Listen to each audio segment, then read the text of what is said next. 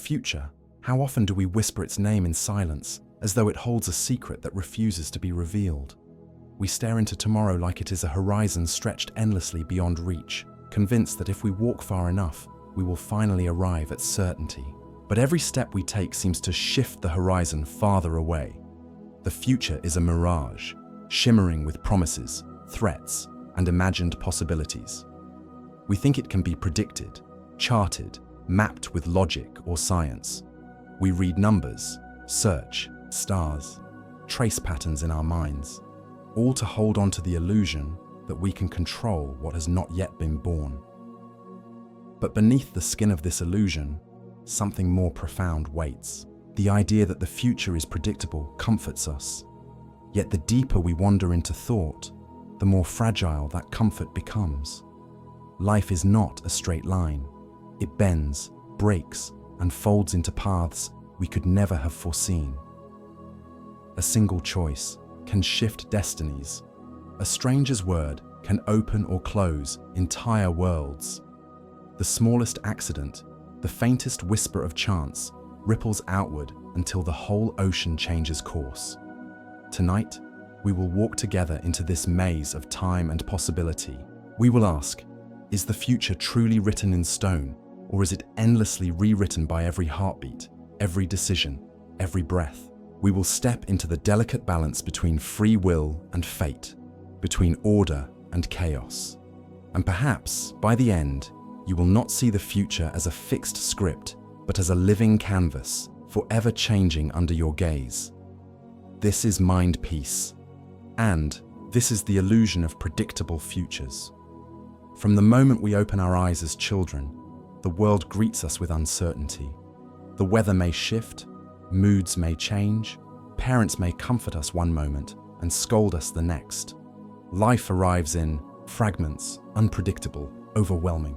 And so, very early on, the human mind develops a desire, a craving so deep it feels almost biological, for patterns, for stability, for a thread that weaves the chaos into something we can hold in our hands. Certainty becomes the dream we chase, not just in childhood, but through every stage of our existence. This craving is not weakness, it is survival. Imagine our distant ancestors, staring into the night sky, hearing wolves in the shadows. To survive, they had to anticipate. If the wolves hunted in cycles, if the rains came after certain stars appeared, then patterns were life-saving. The brain, shaped by evolution, rewarded prediction with security. Over centuries, this instinct became something larger than survival. It became the architecture of civilization. Crops planted with the rhythm of the seasons, calendars carved into stone, stories passed down to warn of dangers repeating through generations. Predictability was safety, and safety was everything. But beneath this ancient survival mechanism lies something more tender. We do not only crave predictability to protect our bodies, we crave it to soothe our hearts. To love someone is to face uncertainty. Will they stay? Will they leave? Will tomorrow bring warmth or absence? To dream is to face uncertainty. Will the plan succeed? Will it collapse? Will tomorrow mirror today or split into something unrecognizable? And so, we wrap ourselves in the illusion of predictable futures, telling ourselves that if we work hard, enough, pray sincerely enough, calculate carefully enough, then perhaps the unknown will bend itself into something familiar. Yet deep down, we know the truth. We know that even the most meticulous plans can collapse with a single phone call, a sudden storm, a chance encounter. And this knowledge is unbearable. So unbearable that we build walls of certainty, not because the future can be tamed, but because we cannot bear the weight of its wildness. The illusion is not about truth, it is about comfort. Think of how we speak of the future in language itself. We do not say if I wake tomorrow, we say when. We do not say if the sun rises, we say when the sun rises. Our words quietly betray our desire to turn possibility into inevitability. The future is a question we answer with statements, not because we know, but because we cannot endure the silence of not knowing. And so, every human being carries within them this paradox. We know the future is uncertain, but we live as though it is already written. This paradox is the root of both our greatest hopes and our deepest fears. For if the future is predictable, then we can dream of triumph, of safety, of love that lasts forever. But if the future is unpredictable, then we must accept that loss, sorrow, and failure can arrive uninvited, at any hour, through any door. It is here, in this fragile place between knowledge and illusion, that the human story unfolds. We reach for certainty like sailors reaching for a lighthouse in a storm, even as we know the sea itself cannot be tamed. And perhaps, just perhaps, it is this reaching, this yearning for what can never truly be ours, that makes us most profoundly human. We live our days surrounded by rituals of control. We set alarms for the morning, convinced that waking at the same time secures a stable rhythm for the day ahead. We lock doors, buckle seatbelts, save money, and plan schedules weeks in advance, all under the quiet belief that if we arrange the details carefully enough, the unknown will not surprise us. This is the illusion of control, the belief that, by tightening our grip, we can dictate the flow of tomorrow. But the truth is subtler and far more unsettling.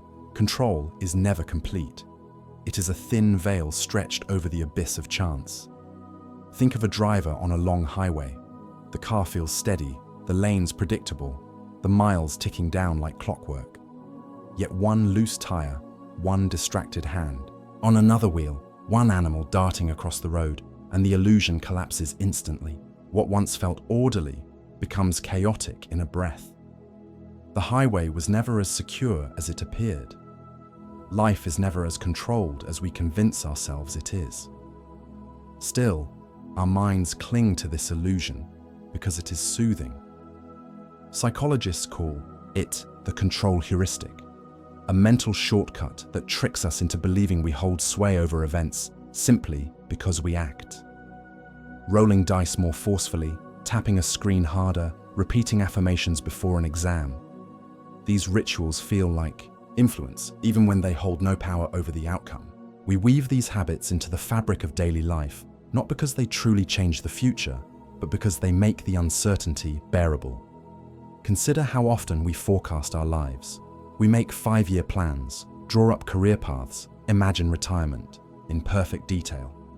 These projections feel solid, as though the years ahead are bricks laid neatly in a line. But reality rarely honors such maps. A company closes, a relationship ends, a sudden illness reshapes priorities overnight. In those moments, the map burns, and the illusion of control dissolves like mist under the sun. Yet rather than abandoning the dream of control altogether, we redraw the map and begin again, clinging once more to the comfort it brings. There is a delicate irony here. While the illusion of control cannot guarantee certainty, it can grant direction. A student who studies relentlessly may not secure their dream job, but without the discipline of control, they would drift aimlessly. A sailor cannot command the wind, yet without a hand on the rudder, the ship would spin with no course at all. The illusion, though fragile, gives life shape and meaning, even if it cannot promise outcomes. This is why we guard our rituals so fiercely.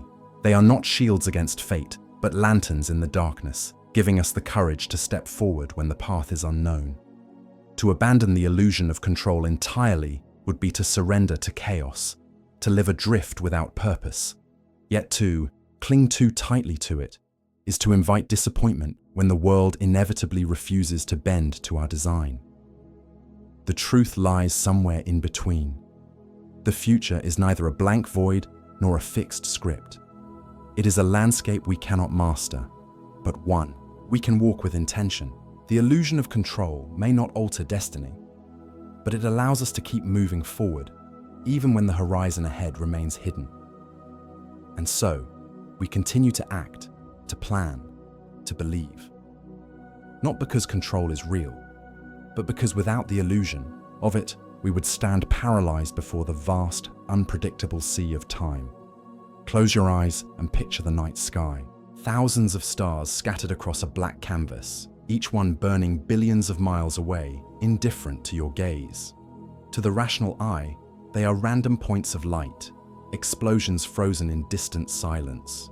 Yet the human mind refuses to accept randomness. We connect the dots. We trace bears and hunters, serpents and lions. We give shape where there is none, impose order where only chaos dwells. This is the heart of our condition. We are pattern-seeking creatures, forever sketching meaning across the unyielding canvas of uncertainty. This instinct is not trivial. It is ancient, stitched into the fabric of our survival. Imagine a rustle in the grass. To dismiss it as meaningless could spell death if a predator waits unseen. But to interpret it as a pattern, sound equals danger, rustle equals threat, meant survival. The ones who found patterns lived long enough to pass down their instincts. And so we inherit this restless need, this constant scanning of the world, for sequences, repetitions, rhythms that make sense of the unknown.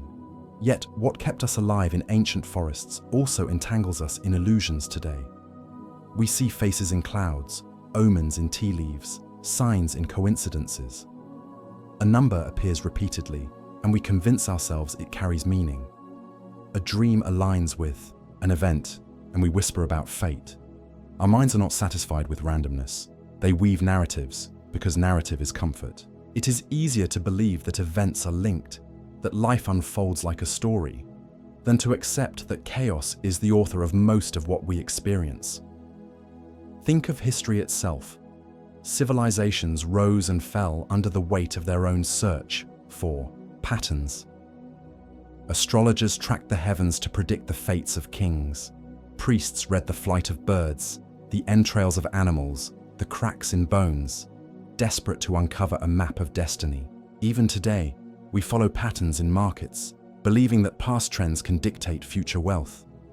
We follow weather forecasts, trusting that nature's wildness can be predicted by satellites. And though these predictions sometimes hold truth, their accuracy is never absolute. The storm may veer unexpectedly. The market may collapse without warning. The illusion of predictable futures slips through our grasp again and again, yet still we reach for it. Perhaps the most intimate expression of this instinct lies in relationships. We search for patterns in others' words, in their silences, in the smallest gestures. A pause too long, a smile too faint, and our minds race to connect the dots, to predict where love is leading us. We convince ourselves that we know what will happen, that the story will unfold as we hope or as we fear. Yet people, like the future itself, are not equations to be solved. They are rivers, unpredictable in their bends, shifting with storms unseen. And yet, to abandon this search would be to abandon our humanity. For what are art, science, and philosophy but extensions of this instinct? A poet finds patterns in emotion, shaping chaos into verses that soothe. A physicist finds patterns in the cosmos, turning incomprehensible distances into laws and equations.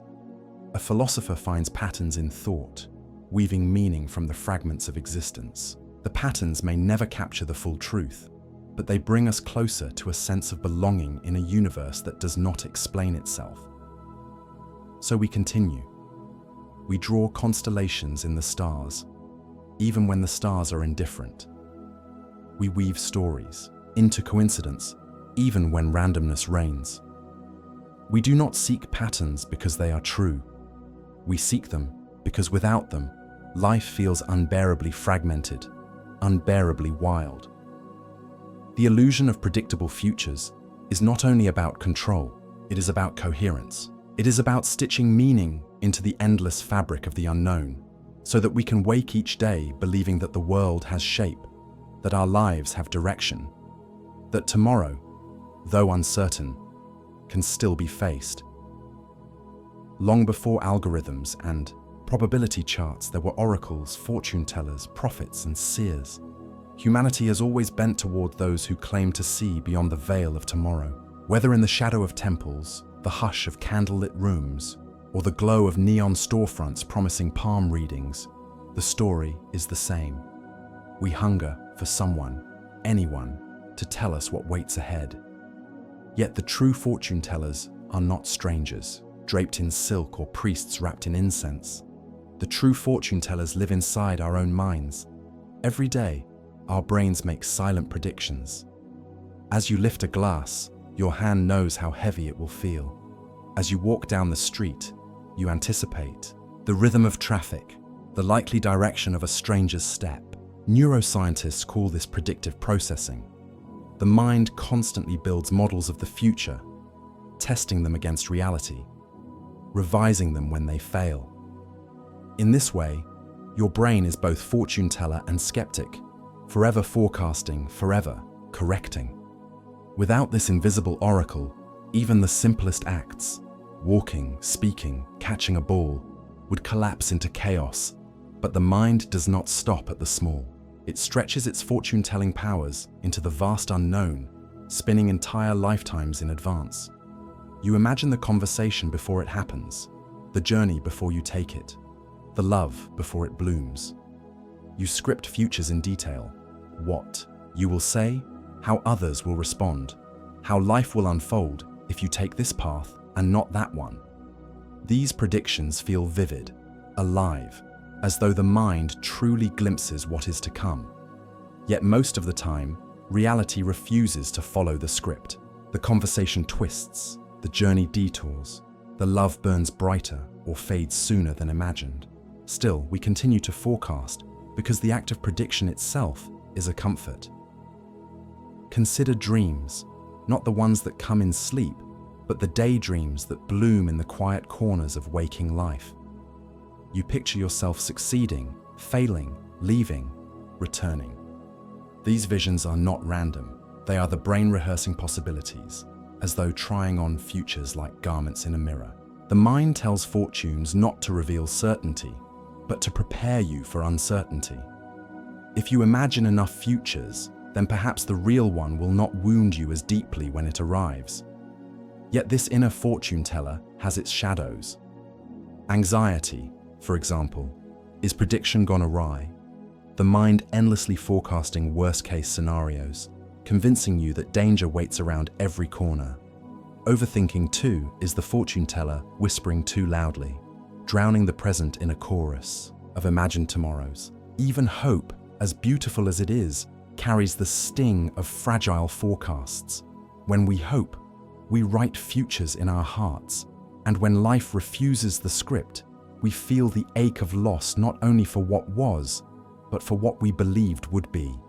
And so, we live surrounded by predictions, both conscious and unconscious. We pay attention to signs, we interpret coincidences, we imagine outcomes before they arrive. Whether through tarot cards or neural circuitry, astrology or anticipation, humanity cannot resist the act of fortune telling. The mind whispers, "If I can see tomorrow, I can endure today." But the irony is sharp. No prediction is perfect, no fortune entirely true. The most honest thing we can say about the future is that it will surprise us. And yet, perhaps the value of fortune telling does not lie in accuracy, but in comfort. The illusion of predictability gives us courage to move forward. The brain spins its stories not to enslave us to certainty, but to keep us from drowning in the vast sea of what-ifs. So we sit, day after day, before the quiet fortune teller within, listening to its whispers, even knowing its visions will rarely match reality. For what matters is not the truth of the prediction, but the peace it brings in the face of the unknown. Imagine a traveler setting out across a vast and unfamiliar land. The horizon stretches endlessly, the path uncertain, dangers hidden. In their hand rests a map, not necessarily accurate, not even entirely truthful, but a map nonetheless. It marks rivers that do not exist, mountains where there are none, paths that end abruptly. And yet, the traveler feels safer holding it.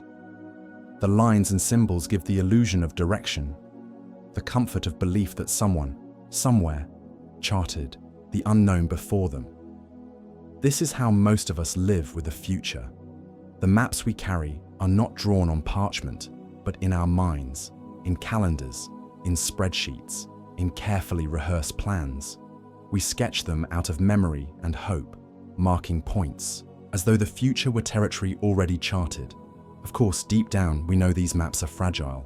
We know storms will redraw the coastlines, strangers will build roads we cannot anticipate, and chance itself will rearrange the landscape entirely. But to abandon the map is to walk blind, and blindness terrifies us more than falsehood ever. Could false maps take many forms? The horoscope that assures you the week will bring love, the economic forecast that claims the market will rise steadily, the neat little checklist promising that success will follow if each step is followed in order. These maps do not guarantee truth, they guarantee comfort. They remind us that someone has tried to mark the terrain of uncertainty, even if the ink will wash away at the first rainfall of chance. Consider how often we cling to routines as though they were maps. We tell ourselves that if we wake at the same time, eat the same breakfast, follow the same rituals, then life will stay stable. But routines are not reality. They are symbols, sketches of predictability overlaid on chaos. One unexpected phone call, one sudden accident, one unforeseen opportunity, and the entire routine collapses, leaving us staring at a blank page where the map used to be. And yet, perhaps false maps are not failures, but necessary companions. A traveler who believes the river is just ahead may keep walking long enough to discover something else. A spring, a path, or even the courage to continue. The map may be wrong, but the belief keeps the feet moving. In the same way, our illusions of predictability may not reveal the future, but they give us the will to step into it. There is also beauty in the way maps, even false ones, bind us together. Shared predictions create shared journeys. Think of a nation planning for prosperity, a community preparing for harvest, a family mapping out holidays together. Even if the maps are torn apart by reality, the act of drawing them unites us in purpose. The illusion, though false, becomes real in the bonds it creates. But dangers lurk in this comfort.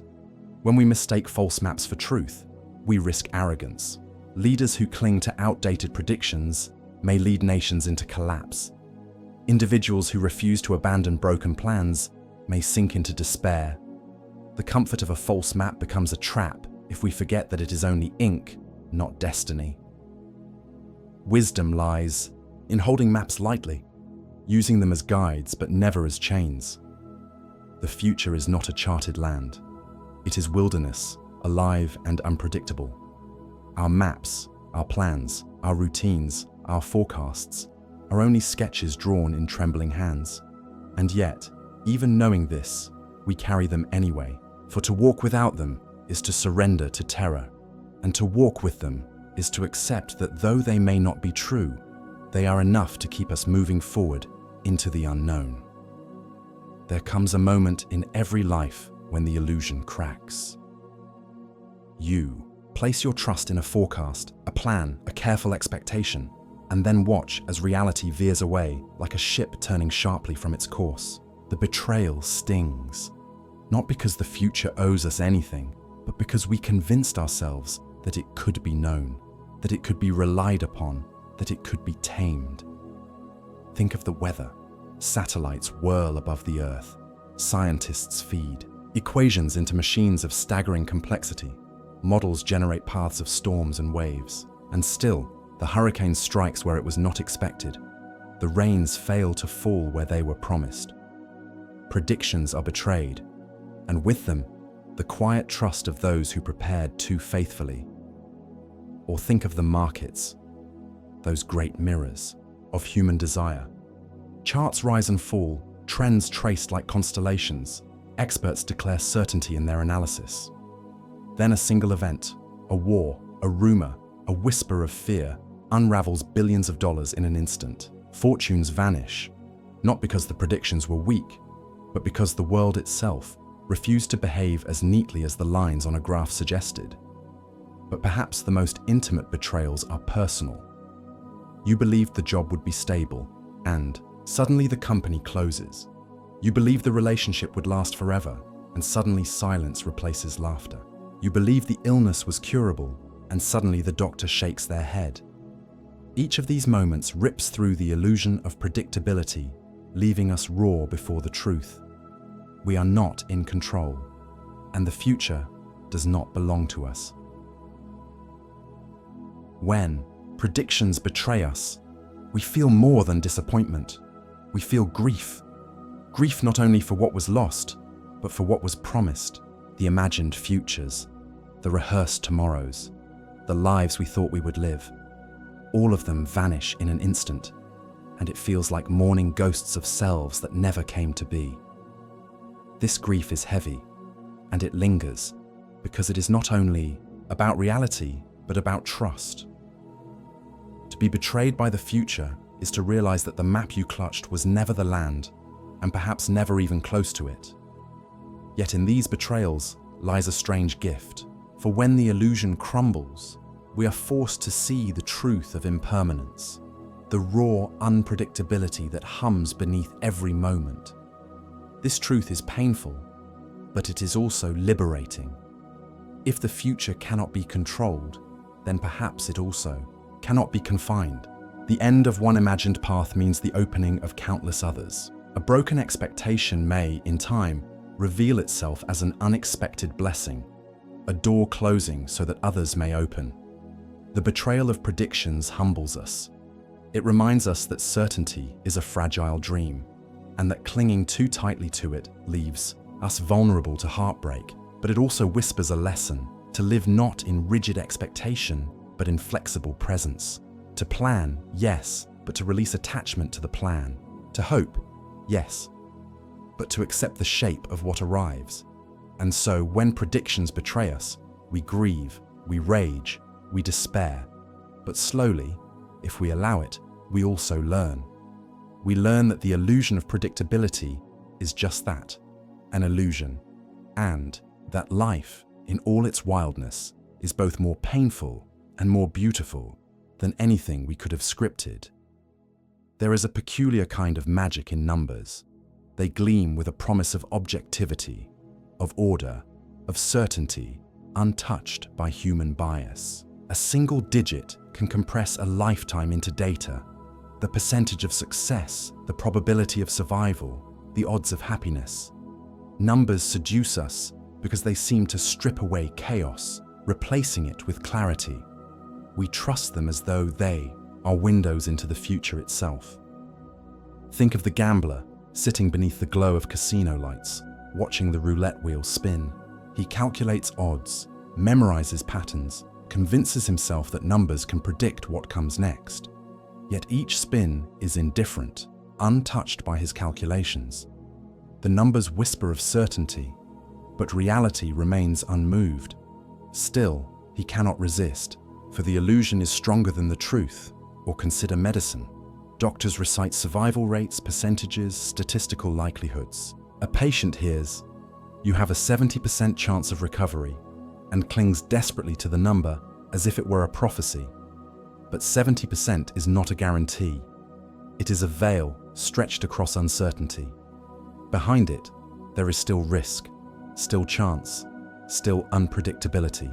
Yet the number comforts, because it feels like a piece of the future carved into stone. Numbers shape economies, politics, even love. Dating apps reduce compatibility to percentages, convincing us that algorithms can map the human heart. Polls tell us who will win elections, charts show us who will prosper. Algorithms predict what we will buy, read, or watch. We surrender to these metrics not only because they are useful, but because they feel like glimpses of destiny, quantified fragments of tomorrow. But numbers, for all their power, are not truth itself. They are lenses, distortions, shadows cast by reality onto the wall of our understanding.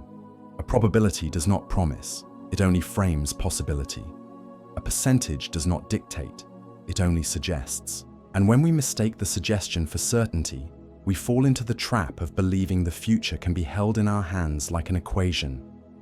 Why are we so seduced by numbers? Perhaps because they feel solid in a world that is liquid. Words can be vague, emotions slippery, but a number, 34799.9, seems unshakable. The precision itself intoxicates us. even when the precision is hollow. A weather forecast that predicts rain with 83% certainty is no more certain than one that says simply, "It may rain." But the specificity tricks the mind, lulling it into a deeper illusion of control. Yet beneath this seduction lies something fragile: trust. We want to believe that numbers will not lie to us, that they carry a purity words cannot match. But numbers, like words, are shaped by those who use them. They can be bent, framed, manipulated. Statistics can be true yet misleading, precise yet irrelevant. The illusion of predictability hides not only in chance, but in the way we wield numbers like talismans against uncertainty. And still, we need them. Numbers guide us, even if imperfectly. They give us anchors in seas that cannot be fully charted.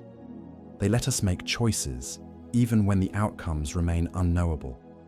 Without them, perhaps we would drift entirely, paralyzed by the sheer vastness of possibility. So we allow ourselves to be seduced. We trace percentages like constellations, calculating our odds as though fate could be captured by arithmetic. Deep down, we may know that numbers cannot truly predict the future, that they only sketch its outlines in faint chalk.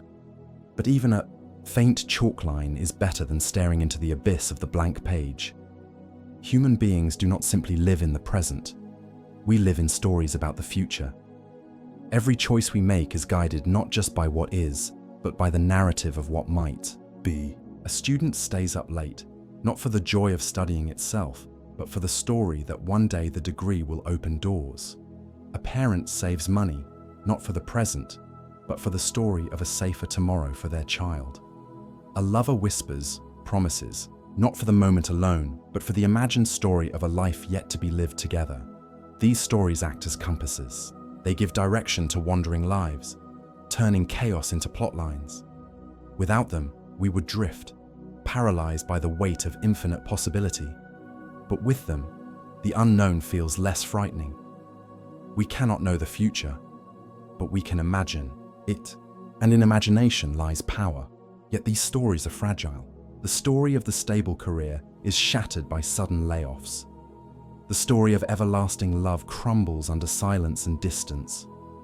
The story of health and longevity collapses in the face of an unexpected diagnosis.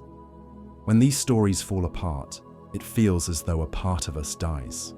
Not just the future we hoped for, but the self that believed in it. The grief of lost futures is real, and it weighs heavy, for we mourn not what was, but what might have been. Still, the human mind cannot resist telling stories of tomorrow. It is how we survive the present, how we keep moving forward even when life feels unbearable. In the darkest nights, the story that tomorrow might be better keeps us alive.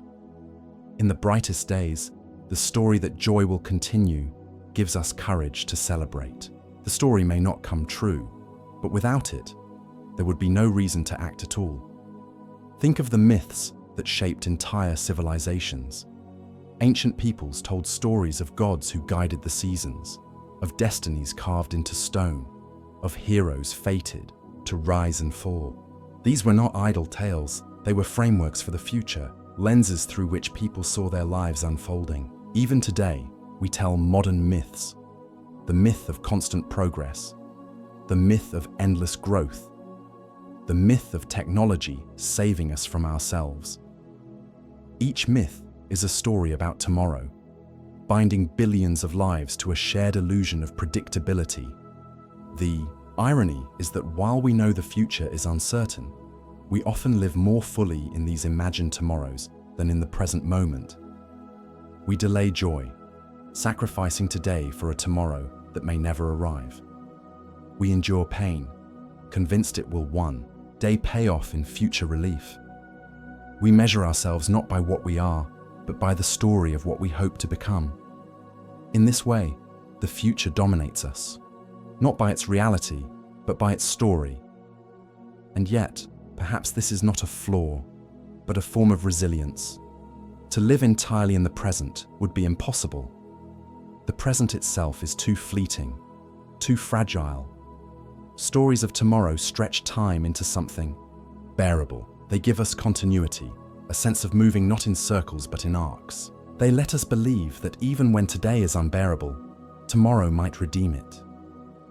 The illusion of predictable futures is not only built of numbers and forecasts, it is woven from stories, fragile threads we spin into meaning. And though they may not be true, they carry us forward. For it is better to walk into the unknown with a story in our hearts than to stand still, paralyzed by the endless silence of uncertainty.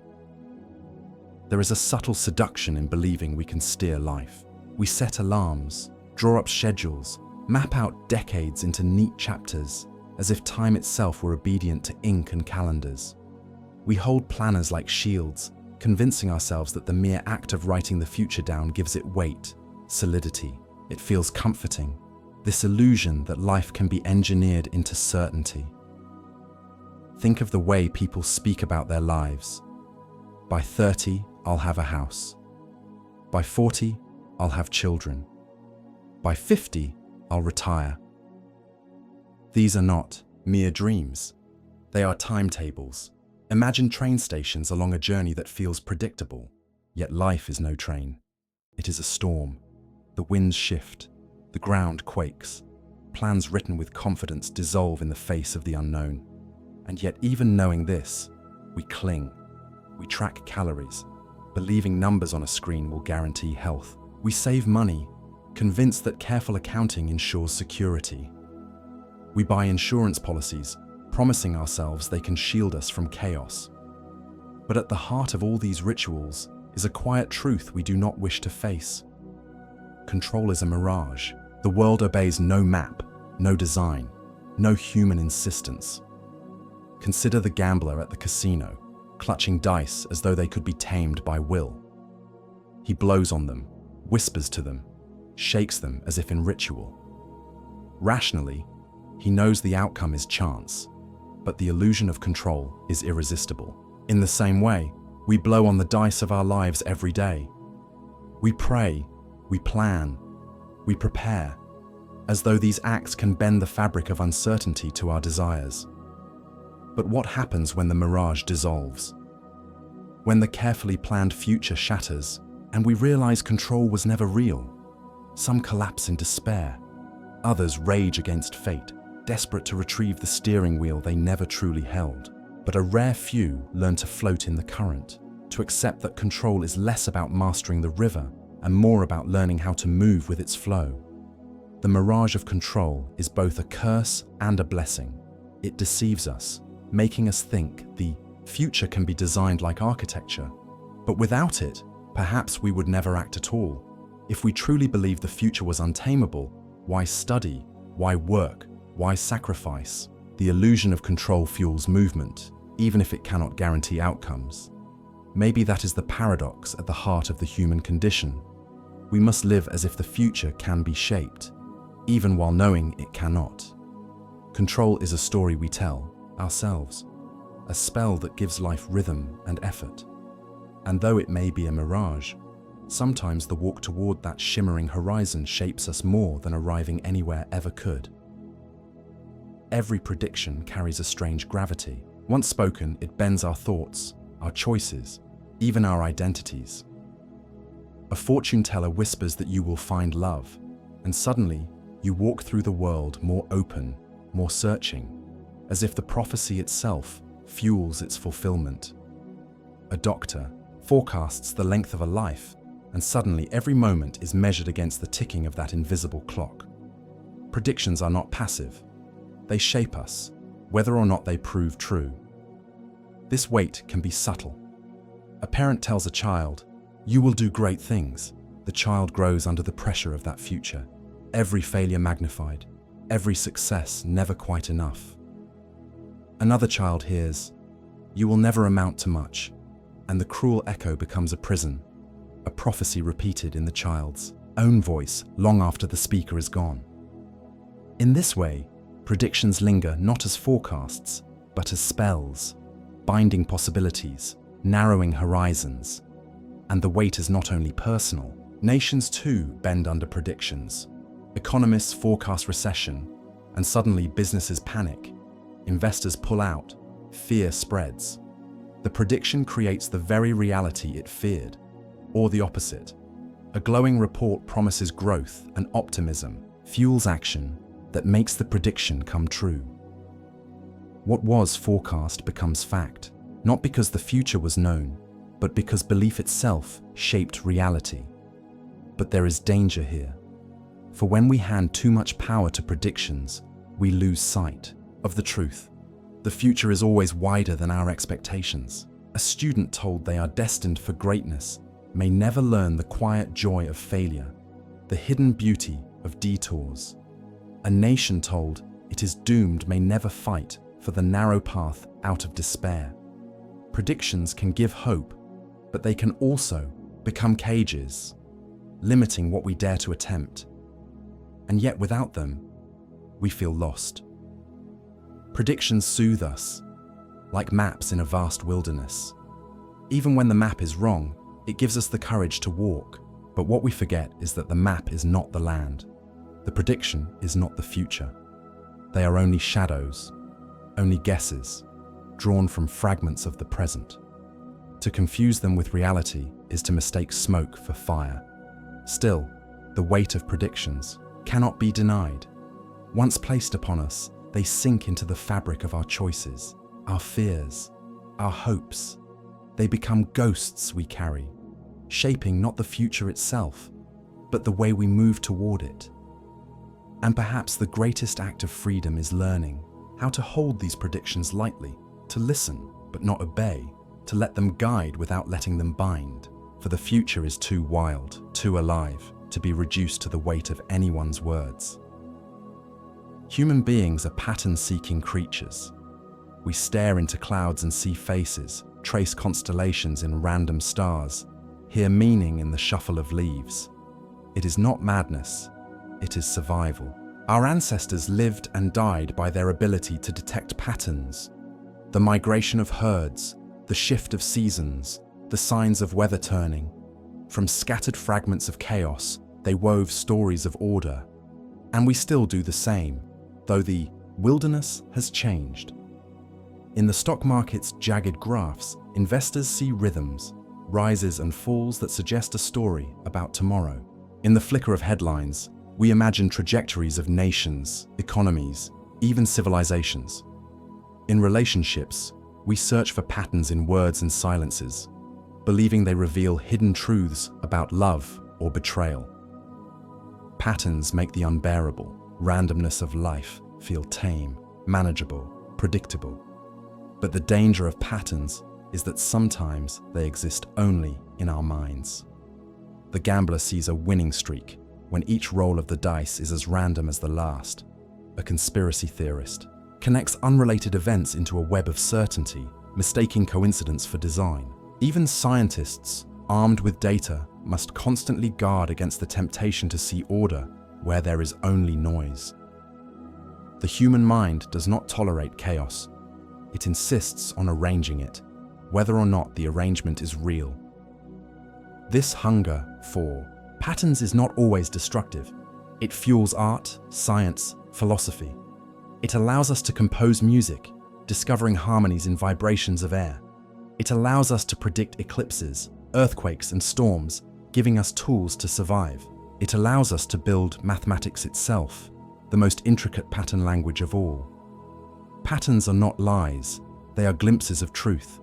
The danger lies in forgetting that they are not the whole truth, because life is not just pattern, it is also rupture, interruption, the sudden break, the season that arrives late, the storm that comes without warning, the relationship that unravels without reason, the illness that appears out of nowhere. Chaos lurks in the spaces between patterns, reminding us that prediction has limits, and yet we cannot resist trying. To abandon pattern is to fall into meaninglessness, to admit the world is raw chance. So we keep looking, we connect dots, we weave narratives, we tell ourselves that what happened before will happen again. It comforts us, even when it deceives us. Perhaps that is the secret. We do not seek patterns because they are always true. We seek them because they make life bearable. They give us a way to walk into tomorrow without trembling. Even if tomorrow does not follow the pattern, today feels steadier, believing that it might. There is comfort in certainty, but there is also a hidden danger. The moment we grip it too tightly, it stops protecting us and begins to imprison us. A person who demands absolute stability in life may find themselves paralyzed by fear of change. They cling to routines, rituals, familiar faces, anything that reassures them the future will unfold as expected. But life is never still, and the tighter the grip, the more painful the inevitable rupture. Think of the individual who never leaves their hometown, not because they love it, but because it is predictable. Their life becomes a circle. The same streets, the same conversations, the same narrow horizon.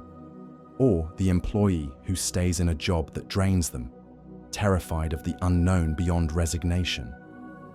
They tell themselves it is safety, but in truth, it is captivity. The pursuit of certainty has locked the door. Even at the grand scale, certainty can be dangerous. Societies that cling too rigidly to traditions, afraid of uncertainty, often stagnate. Innovation withers, curiosity dies, and fear of the unknown becomes stronger than the desire to grow. The very hunger for predictability, once useful for survival, becomes poison for progress.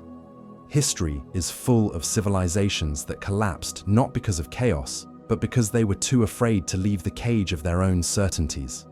In relationships too, the cage can close. When someone demands total predictability from a partner, that they will never change, never falter, never surprise, love itself becomes brittle. Real intimacy requires risk, the vulnerability of not knowing. Without that, the relationship becomes a contract, a script, a hollow repetition of certainty that leaves no room for life's improvisations. But the cruelest cage of all is the one we build within ourselves. When we define our identity too rigidly, I am this kind of person, I will never do that, my future must look like this. We trap ourselves in a story that suffocates us. Growth requires uncertainty. Becoming someone new requires stepping into the unknown.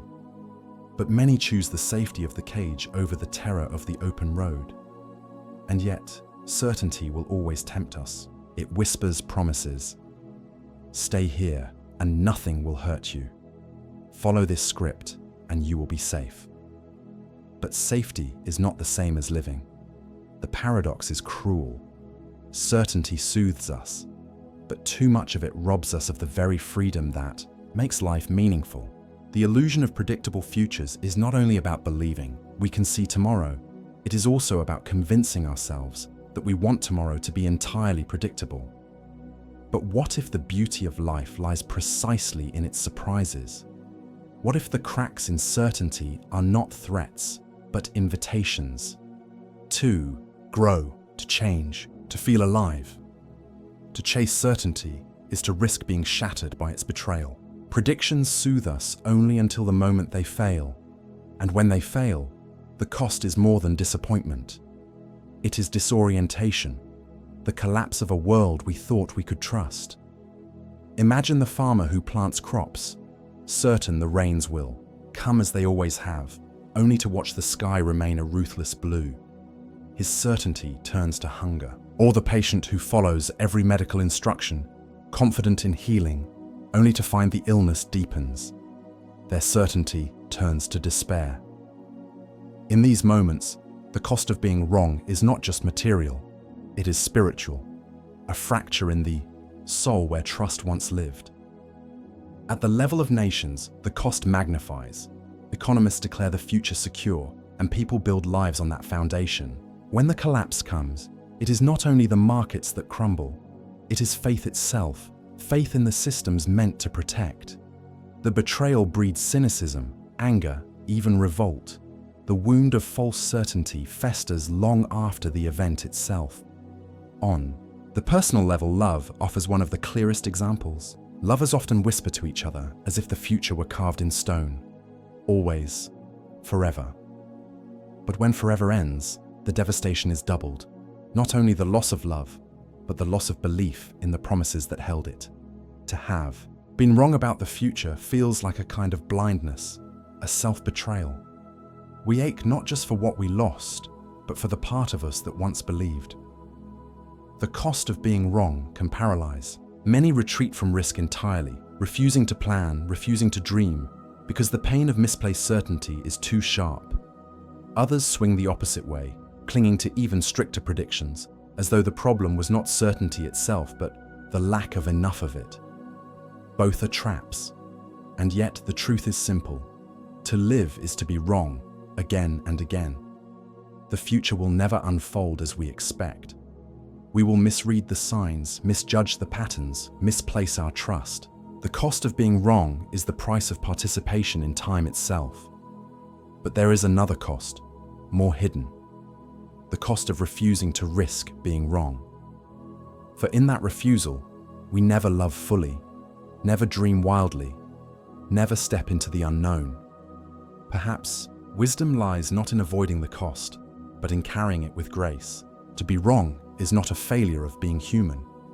It is the essence of it. Every shattered certainty is an invitation to humility, to curiosity, to openness. We stumble, we fall, we rebuild our maps again and again.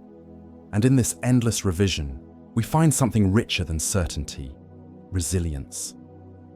Why do we cling to the illusion of predictable futures, even when we know deep down that life resists every script? Perhaps because illusions, though fragile, keep us warm. They are blankets against the cold vastness of uncertainty, fragile shelters that let us rest, if only for a while. A person may check the weather forecast and believe tomorrow will be sunny.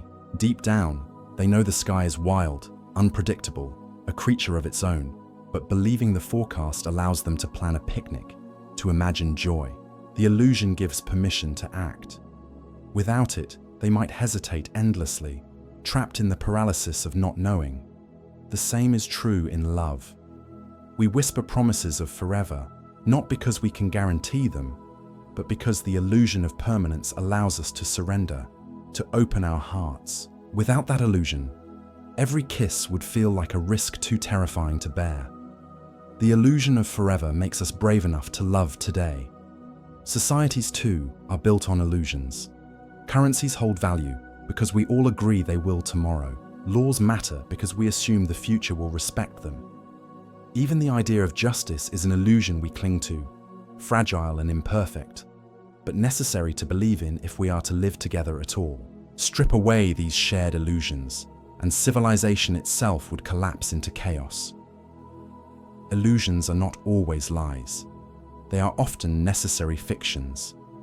They create order where there might otherwise be none, bridges that let us cross the river of uncertainty. But the danger lies in forgetting that they are illusions. When we treat them as absolute, when we mistake them for truth, we set ourselves up for devastation when they shatter. And yet, perhaps there is a strange wisdom in embracing illusions knowingly, to hold them lightly, like a play we all agree, to perform, to say, I know tomorrow is uncertain, but I will believe in this story anyway, for it makes today more livable. In this way, illusions become less prisons and more companions, fragile but kind. The comfort of illusions is not weakness, it is humanity. Without them, we would collapse under the unbearable weight of the unknown. With them, we move forward, imperfect but hopeful. Perhaps the art of living is not to tear illusions apart, but to dance with them gently, knowing they are both false and necessary. At the heart of our struggle lies a truth we often resist.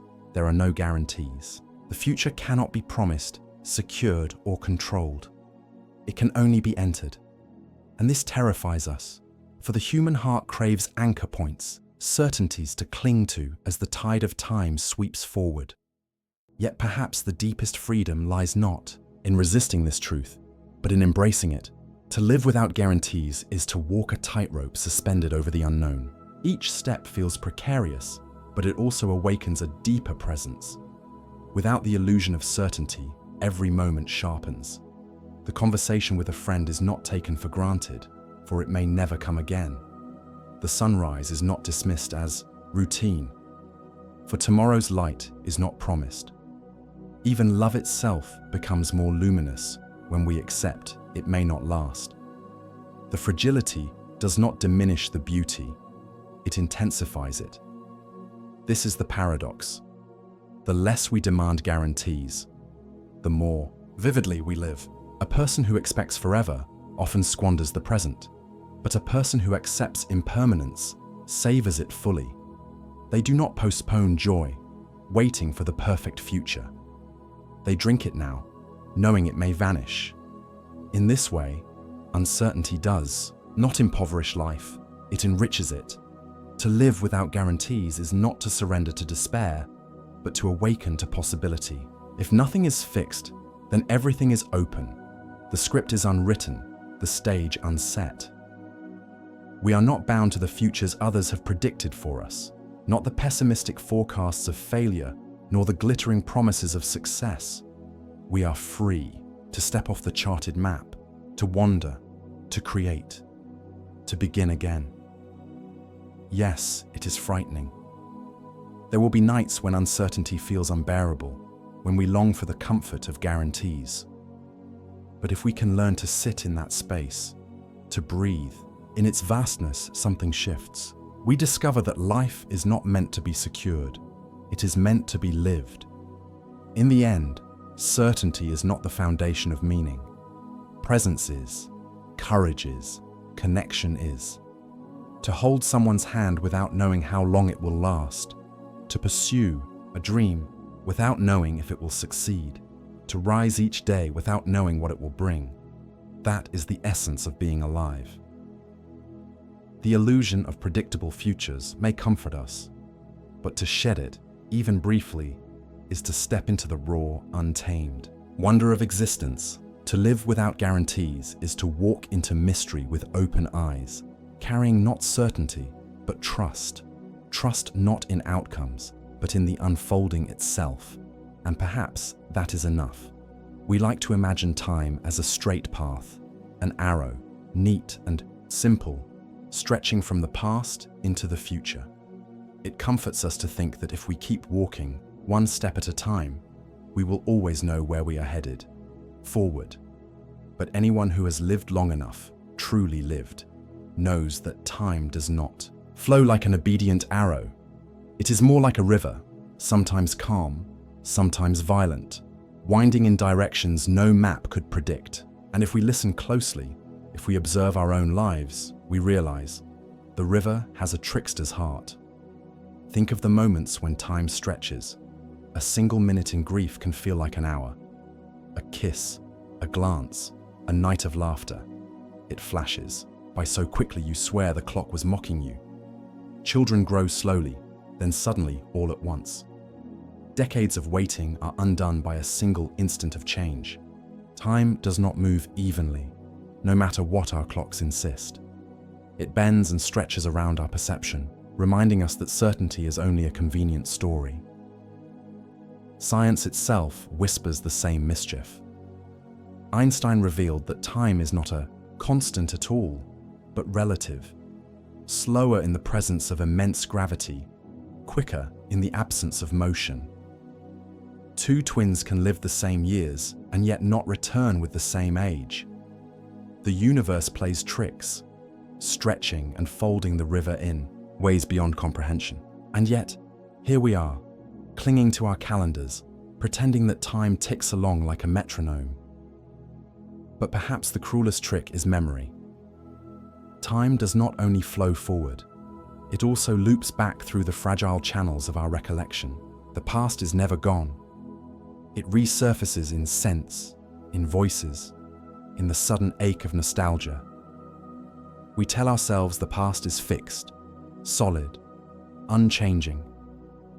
Yet each time we remember, we rewrite it, altering its shape, smoothing its edges, coloring it with today's feelings. Memory is not an archive. It is a living river that changes as we wade through it. If the past itself is unstable, how can the future ever be predictable? And what of anticipation? The way we lean forward into tomorrow is itself a distortion of time. Hours waiting for news crawl endlessly, while years looking back vanish in a blur. Our minds play tug-of-war with time, pulling us backward with regret, forward with longing, rarely allowing us to stand still in the present. This restlessness is not an accident. It is time's trick, making us believe we are moving forward in a straight line, when in truth, we are endlessly oscillating between what was and what might be. In truth, time is less like a river and more like a mirror maze. We move forward, but every turn reveals reflections of where we have been and illusions of where we are going.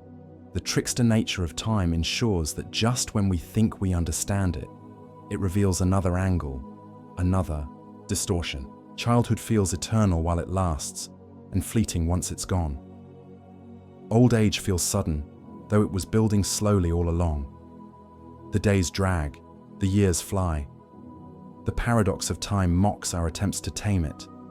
This is why the illusion of predictable futures is so fragile. How can we plan tomorrow when the very fabric of time is uneven, subjective, mischievous? We measure it with clocks, with calendars, with equations, pretending we have caged it.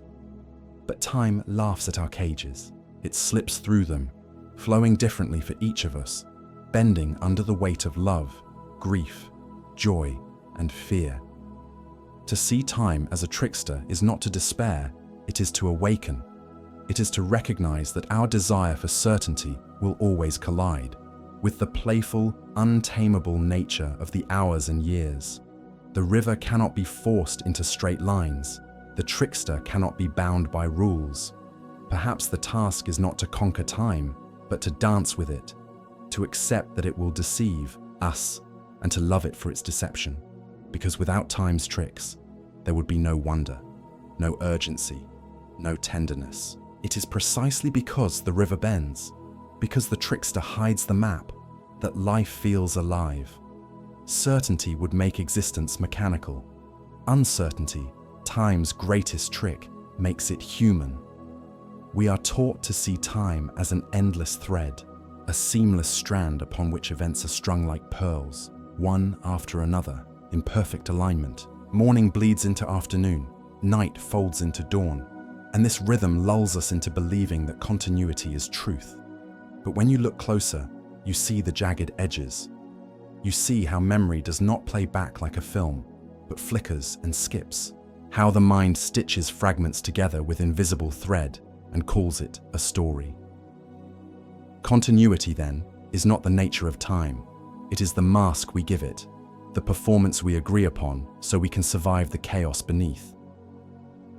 Imagine watching the second hand of a clock. It ticks with perfect precision, yet the experience of time it represents is not nearly so uniform. A moment of waiting can stretch into an eternity, while a moment of joy collapses into a blink. The tick of the clock is not the truth of time. It is only the illusion of a rhythm imposed upon something far more fluid, something ungraspable. Continuity is a mirage we project because the alternative, disorder, unpredictability, chaos, is too overwhelming for the human psyche to endure. Philosophers have long argued over whether time is something real, woven into the fabric of the universe, or whether it is merely the invention of our perception. If it is real, then it bends and folds, as Einstein suggested, into strange geometries we can barely comprehend. If it is not real, then it is nothing more than the dream of consciousness, a scaffolding we erect so that events do not collapse upon themselves into meaninglessness. Either way, continuity, the thing we cling to as stability, is nothing more than an illusion. Our lives are built upon this illusion. We wake each morning believing we are the same person who lay down the night before. But this belief is fragile. Our cells have shifted, our neurons have fired new connections, and our mind is not quite the same landscape it was yesterday. Even our memories deceive us, altering themselves in subtle ways each time we recall them, so that the story of who we are drifts, morphs, and distorts. Yet we cling to continuity because it allows us to say, I am me, this is my life, tomorrow, will follow today. Without that mirage, the self would dissolve into fragments scattered across the floor of existence. Consider the way history is written. Nations stitch together narratives of their past, smoothing over ruptures and contradictions, creating continuity where in truth there was none. Wars erupt, empires collapse, revolutions burn through the night. But in the retelling, these jagged events are threaded into a story that appears to flow seamlessly from one moment to the next. This is how the illusion of continuity perpetuates itself. It is written into memory, both personal and collective, until the gaps, the ruptures, the violent breaks vanish from sight. But if continuity is an illusion, what does that mean for the future? It means the line we imagine, stretching forward from the present into the unknown, may not exist at all. Instead of a line, it may be a shattered mosaic, an explosion of possibilities that refuse to align into a single path.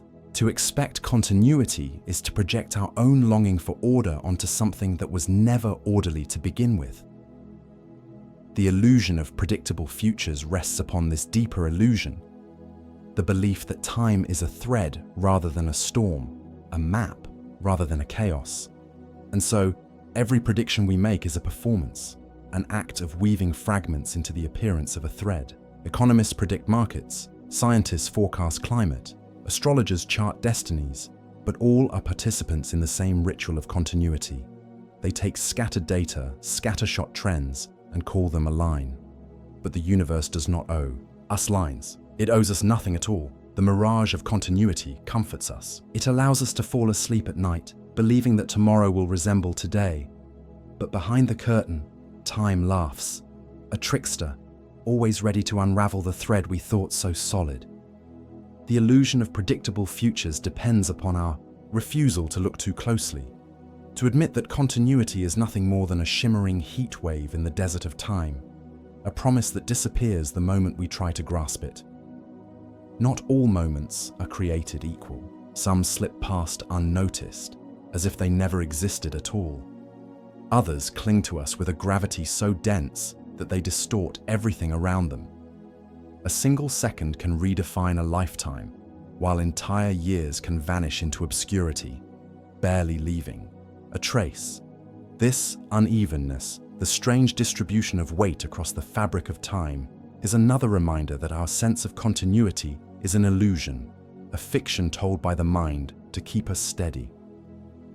Think back to the most pivotal events of your life. Perhaps it was a meeting with a stranger who would one day become everything to you. Perhaps it was a phone call that tore your world apart. These moments, though brief, hang in memory with the density of stars, pulling entire constellations of meaning into their orbit. Every choice, every turn, every aftershock is measured against them. Time itself bends around their weight, just as space bends around a massive celestial body.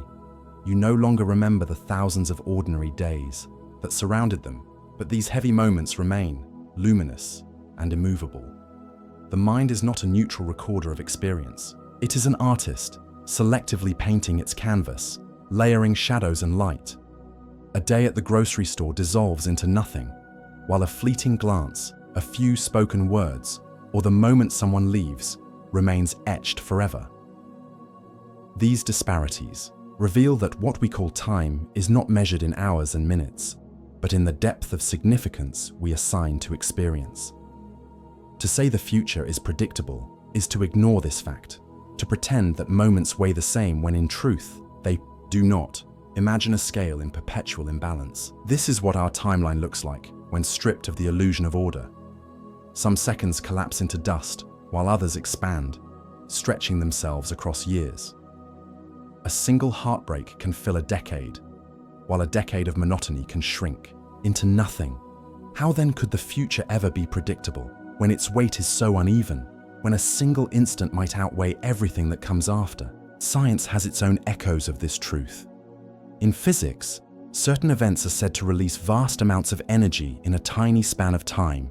Explosions, quantum leaps, cosmic bursts.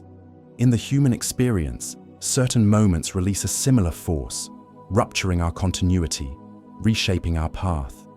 These are the moments that silence prediction. No model, no equation, no forecast could foresee the exact instant when a life-altering encounter will occur, or when a decision will detonate and scatter every plan into dust. And yet we pretend otherwise.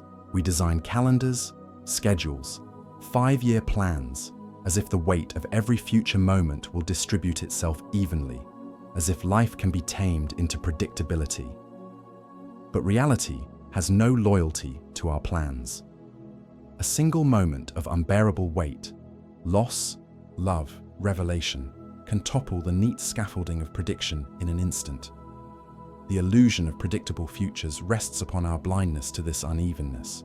We trick ourselves into believing that the flow of time is uniform, that tomorrow will bear the same weight as today. But deep down, we know this is not true. We carry the memory of heavy moments like secret scars, each one a reminder that the future can never be charted. It is not a smooth road. It is a jagged terrain, where the smallest step may send us tumbling into vast abysses of change. And so we walk forward, not into a line, but into a landscape where certain points rise like mountains and others flatten into plains. We cannot see the weight of what awaits us. We cannot predict which moments will collapse and which will endure. This is the true shape of time, uneven, distorted, unbalanced. And it is in this unevenness that the illusion of predictability crumbles. For, if moments are not equal, then no map can account for them. The weight of the future cannot be forecast. It can only be felt when it arrives. Until then, we drift, telling ourselves stories of order while knowing, in the deepest chambers of the heart, that all it takes is a single second to rewrite everything. We imagine the future as a single road, unfurling neatly ahead of us like a ribbon.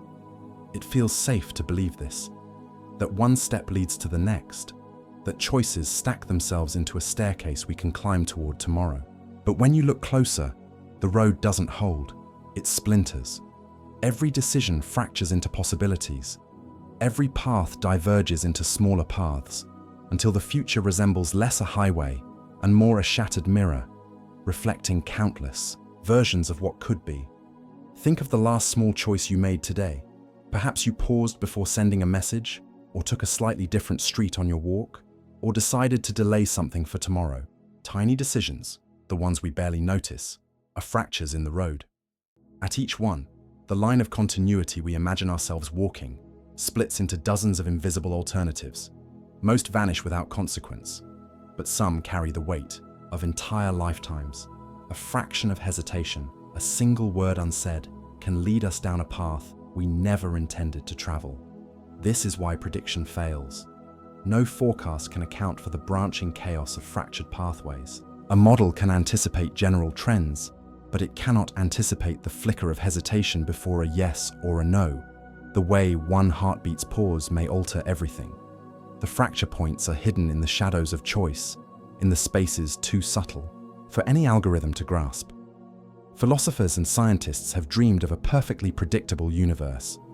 Laplace's demon, a thought experiment born in the 19th century, imagined a being with infinite knowledge, one who could know the exact position of every particle in the cosmos and thus predict the entire future with flawless precision. But fractured pathways destroy this dream. Even if every atom's position could be measured, the human mind remains a labyrinth of unknowns, where desire, chance, memory, and unconscious thought bend the pathways in ways no demon, no god, no machine could foresee. And yet we cling to the idea of the single road. We tell ourselves stories about destiny, about fate, about inevitability, as though our lives were scripted in advance. But beneath those stories is a more unsettling truth. The script is written in real time, branching at every turn, erasing itself as new fractures appear. The future is not a pre-written chapter, but a sprawling forest of paths, most of which we will never walk, though they shadow us all the same. Think of a river breaking into countless tributaries. From above, it seems like one body of water. But when you descend closer, you see the splits, the channels, the bends that scatter its flow in unpredictable ways. The future is no different. We see the river of time as a single body, smooth and inevitable. But when we step closer, we realize it is made of countless fractured streams, flowing in directions we cannot follow. This is where the illusion of predictable futures collapses. To predict the road ahead is to assume there is only one road. But in truth, there are thousands, millions, each branching from the smallest fractures in the present. We are not travelers on a line. We are wanderers in a labyrinth, every turn opening to more turns still. And yet, this is not cause for despair. There is a strange beauty in fractured pathways. They remind us that the future is not a prison. It is not a fixed fate bearing down upon us. It is possibility, infinite, fractured, alive. While prediction falters, imagination thrives. While certainty dissolves, freedom emerges. The illusion of predictability falls away, and what remains is the wild truth. We are always standing at a crossroads, even when we do not see it. Perhaps that is why fractured pathways unsettle us so deeply. They remind us that control is a story we tell ourselves, not a truth we hold. But they also whisper of liberation, that nothing is ever completely fixed, that even the smallest step may break open a path we never knew existed. The future, then, is not something to be predicted. It is something to be lived, fracture by fracture, turn by turn, moment by moment. We humans despise chance. We build entire systems to tame it, to box it, to shrink it into probabilities we can chart on paper. We flip coins, roll dice, run simulations, and comfort ourselves with numbers that promise to capture the unpredictable. Yet chance has always been the unruly spirit of existence, the disobedient thread that cuts across every story we try to write. It is the uninvited guest at every banquet of prediction, the force that reminds us again and again that life is not obedient to our designs. Chance does not ask permission. It arrives without reason, without explanation, and alters everything in a blink. A stray gust of wind knocks over the lantern that sets a city ablaze. A late bus delays a traveler long enough to meet someone who changes their destiny. A mutation in a single strand of DNA alters the course of an entire lineage. These are not the outcomes of careful design, nor the products of stable continuity. They are the wild signatures of chance, chaotic, indifferent, yet profoundly transformative. Consider the way we treat probability. We roll dice and say the chance of landing a 6 is 1 in 6, as though the universe obeys the fractions we write down. But the dice do not know this. They care nothing for our calculations. The roll may be influenced by the subtlest vibrations. In the air, the oil of our skin, the tilt of the table, the microscopic irregularities in the dice themselves. Probability is not control. It is an admission of ignorance, a language we invented to cope with chance's disobedience. We are not masters of the roll. We are merely interpreters of its rebellion. Even in the most advanced sciences, chance mocks us. In quantum mechanics, particles defy predictability, collapsing into probabilities rather than certainties.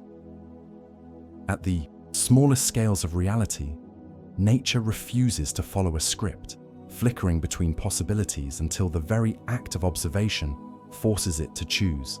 This is not error, this is law. The universe itself is written in chance, and its disobedience is built into the foundation of reality. And yet, despite this truth, we construct our lives as though chance were an intruder rather than a sovereign. We plan careers, marriages, futures, pretending that randomness is merely a nuisance, something to be minimized. But history shows otherwise. Empires have fallen because of chance storms on the battlefield. Lives have begun because two strangers happen to be in the same place at the same time. Entire revolutions have ignited because a single event, unplanned and unexpected, tipped the scales of possibility. Chance is not a side note. It is the author behind the curtain, scribbling new lines where we least expect them. This is why predictions fail. no model can account for the disobedience of chance. Economists did not predict the sudden spark of a market collapse. Scientists cannot chart every anomaly that veers from expectation. Astrologers cannot calculate the serendipitous meeting on a crowded street that births a lifetime of consequence. Chance is beyond them all, forever tearing holes in the maps we cling to. But perhaps this disobedience carries a strange mercy. If the future were predictable, if chance could be caged, then life would unfold like a script already written. There would be no surprises, no serendipities, no unexpected turns that give rise to joy or revelation. Chance, disobedient though it is also the seed of wonder. Without it, we would be prisoners of continuity, trapped in the monotony of a life without deviations. The illusion of predictable futures collapses in the face of chance's laughter. Every forecast is vulnerable to its rebellion, every plan subject to its intrusion. And yet this very disobedience is what makes life alive. It is what keeps the universe in motion, what ensures that tomorrow is never just a mirror of today. We may resist it, we may curse it, but in truth, chance is not our enemy. It is the spark that keeps the unknown burning, forever reminding us that the future will never bow to our desire for order. The human mind is addicted to patterns. We look at the sky and trace constellations from scattered stars. We hear rhythm in random noise. We interpret coincidences as signs, weaving stories out of fragments because chaos terrifies us. Patterns are our lifelines. They convince us that the world is intelligible, that the future can be glimpsed through the repetition of the past. But patterns are fragile, delicate illusions that collapse the moment reality refuses to conform. Patterns seduce us with comfort. When we see something repeat, we assume it will continue. A season follows the one before, so we believe it always will. A person behaves consistently, so we expect them never to deviate. A stock rises steadily, so we assume the rise is permanent. But this is not how the world operates. Beneath the surface of every repeating sequence is a hidden instability, a fault line waiting to break. To cling too tightly to a pattern is to set ourselves up for betrayal. Take the weather as an example. Ancient civilizations built their lives around the rhythm of seasons, planting crops and planning harvests as though the cycle were eternal. For centuries, it seemed reliable. But even these cycles bend and shift. Droughts arrive without warning, storms strike beyond their seasons, and climates change in ways that shatter the assumption of stability. The pattern comforts until it doesn't, and when it breaks, everything built upon it falls into disarray. Our personal lives are no different. We see patterns in relationships, in routines, in behaviors, and we expect them to hold. We say, "This person has always been here, so they always will be." Or, "I've always woken in this house, so tomorrow I will too." But the fragility of patterns is revealed in a heartbeat, a departure, an accident, a sudden shift. What was stable becomes shattered, and in that moment we realize that the future was never promised. Science, too, is a testament to both the power and fragility of patterns. Predictive models are built upon them, mathematical sequences, recurring data, observable trends. But every scientific breakthrough emerges when a pattern is broken. Newton gave way to Einstein because gravity did not behave as expected at the cosmic scale. Classical certainty collapsed under the weight of quantum strangeness. Each time we think we have captured the universe in a pattern, the universe rebels, exposing the illusion of permanence. Why then do we cling so desperately to patterns? Because they soothe our fear. To see the world as chaotic is unbearable. It leaves us feeling small, powerless, adrift in an ocean of randomness. Patterns give us the illusion of control, the belief that if we can see the repetition, we can predict the next move. But this control is always temporary, always precarious, always waiting for the crack that will undo it.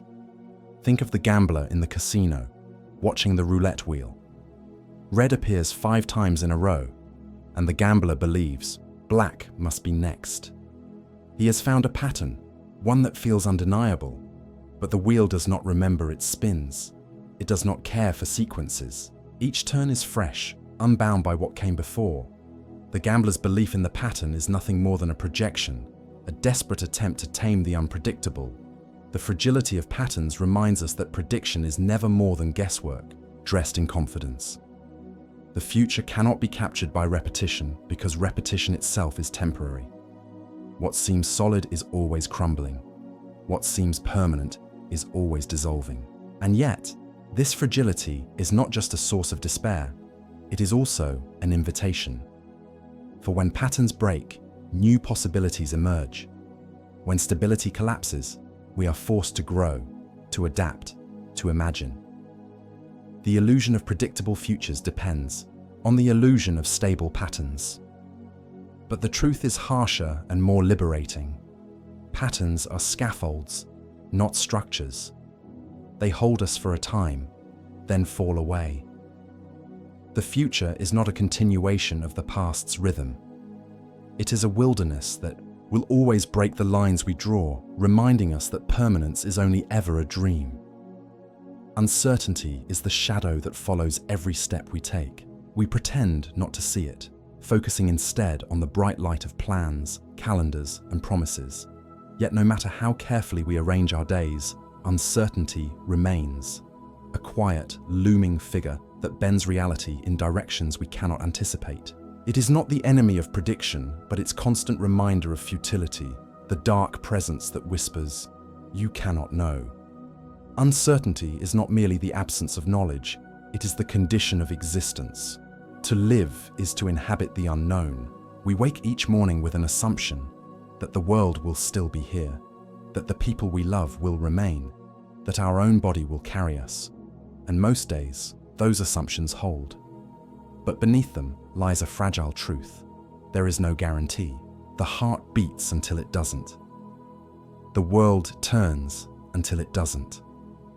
Continuity is always an illusion, and uncertainty is always the reality.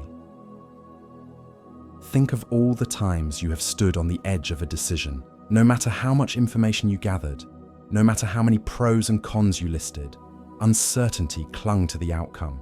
Would it bring joy? Would it bring regret?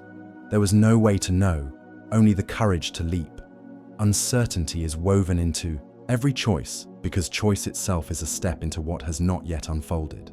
And yet, we mistake hesitation for failure, when in truth, uncertainty is the proof that we are alive. Even in the realms where certainty seems strongest, shadows remain.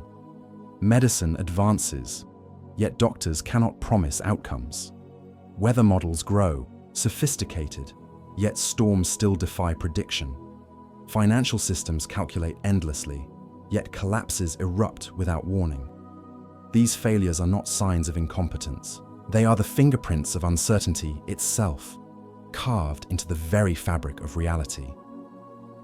The illusion of predictable futures is born from our denial of these shadows. We cling to forecasts as though they were lifelines, convincing ourselves that the storm can be contained within a percentage, the future reduced to a graph. But every percentage hides a deeper truth. Uncertainty is the space between numbers, the silence between predictions, the shadow behind the curtain, and shadows, by their very nature, are not to be eliminated. They move with us, shifting as the light shifts, never disappearing completely. The more we chase certainty, the longer and darker the shadows grow. In our desperation to know, we amplify our blindness to what cannot be known. The future becomes not clearer, but more haunted, as the illusion of predictability collides with the reality of uncertainty. Yet there is a paradox hidden in these shadows. For as much as uncertainty unsettles us, it is also what gives life its richness.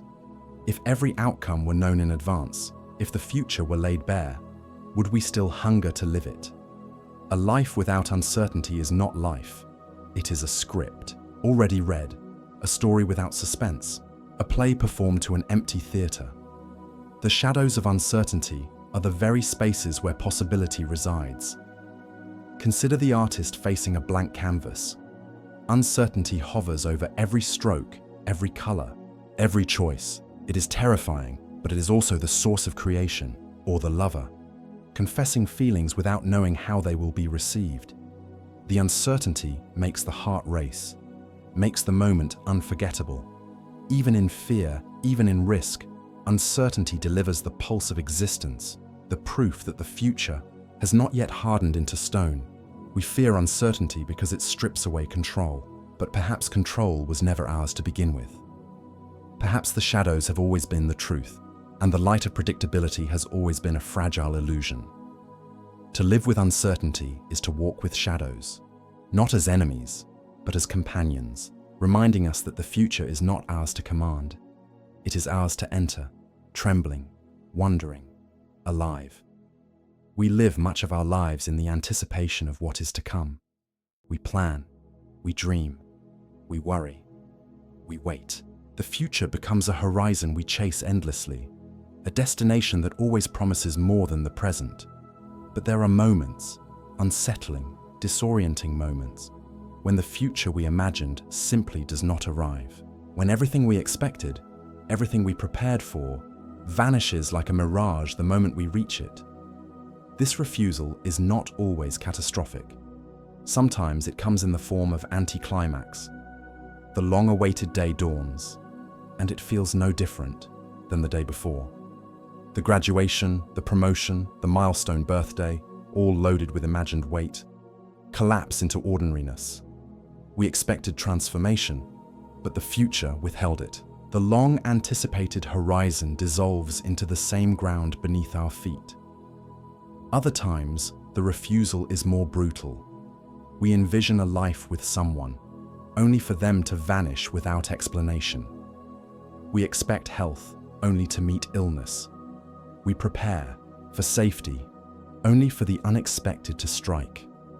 In these moments, the refusal of the future is a violent rupture.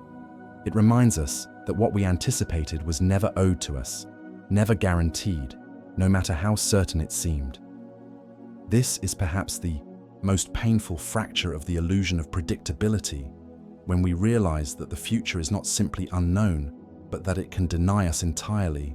Our expectations, our carefully built scaffolding, can collapse into absence. The life we thought we were walking toward can simply vanish, replaced by something we never imagined. It is here that the illusion of predictable futures shows itself most starkly, not as error, but as fantasy. Philosophers have noted that much of human suffering comes not from the present itself, but from the collapse of expectation. We suffer when what we thought would arrive does not. The disappointment is not merely in the absence of the desired future, but in the betrayal of the illusion that we could count on it. It is a wound not of the present moment, but of the broken bridge between present and imagined future. And yet, even this refusal holds a strange kind of truth. It strips away the illusion that tomorrow is secure, that our path is guaranteed. When the future refuses to arrive, we are left standing in the rawness of the present, a place we often ignore, rushing past it in our chase for what is to come. The refusal forces us to reckon with what is here, now, in all its impermanence and unpredictability. History, too, is filled with futures that never arrived. Promised utopias dissolved into dystopias. Predictions of endless prosperity collapsed into economic crises. Dreams of technological salvation curdled into unintended consequences. Each generation believed it was marching toward a knowable future, and each was proven wrong. The refused future is not an anomaly. It is the rule. The future, more often than not, does not cooperate with our scripts. But there is a subtle gift hidden in this refusal. For when the imagined future dissolves, space opens for something else. The disappointment clears the stage, and though grief fills it first, possibility eventually follows. When the future we wanted does not arrive, another may step forward, one we had never considered, one that may, in time, surprise us with a different kind of meaning. Still, the refusal hurts, it unsettles, it leaves us hollow. But perhaps the lesson is not to demand a future that behaves, but to release the illusion that it ever owed us its obedience. The refusal reminds us of the wildness of existence, the fact that the future is not a contract, not a promise, but a storm, one that may shift direction at any moment. To live, then, is not to demand that the future arrive as we expect, but to remain open to the fact that it may not arrive at all. It is to walk forward with humility, aware that each step may lead us somewhere entirely different. The refusal does not mean emptiness.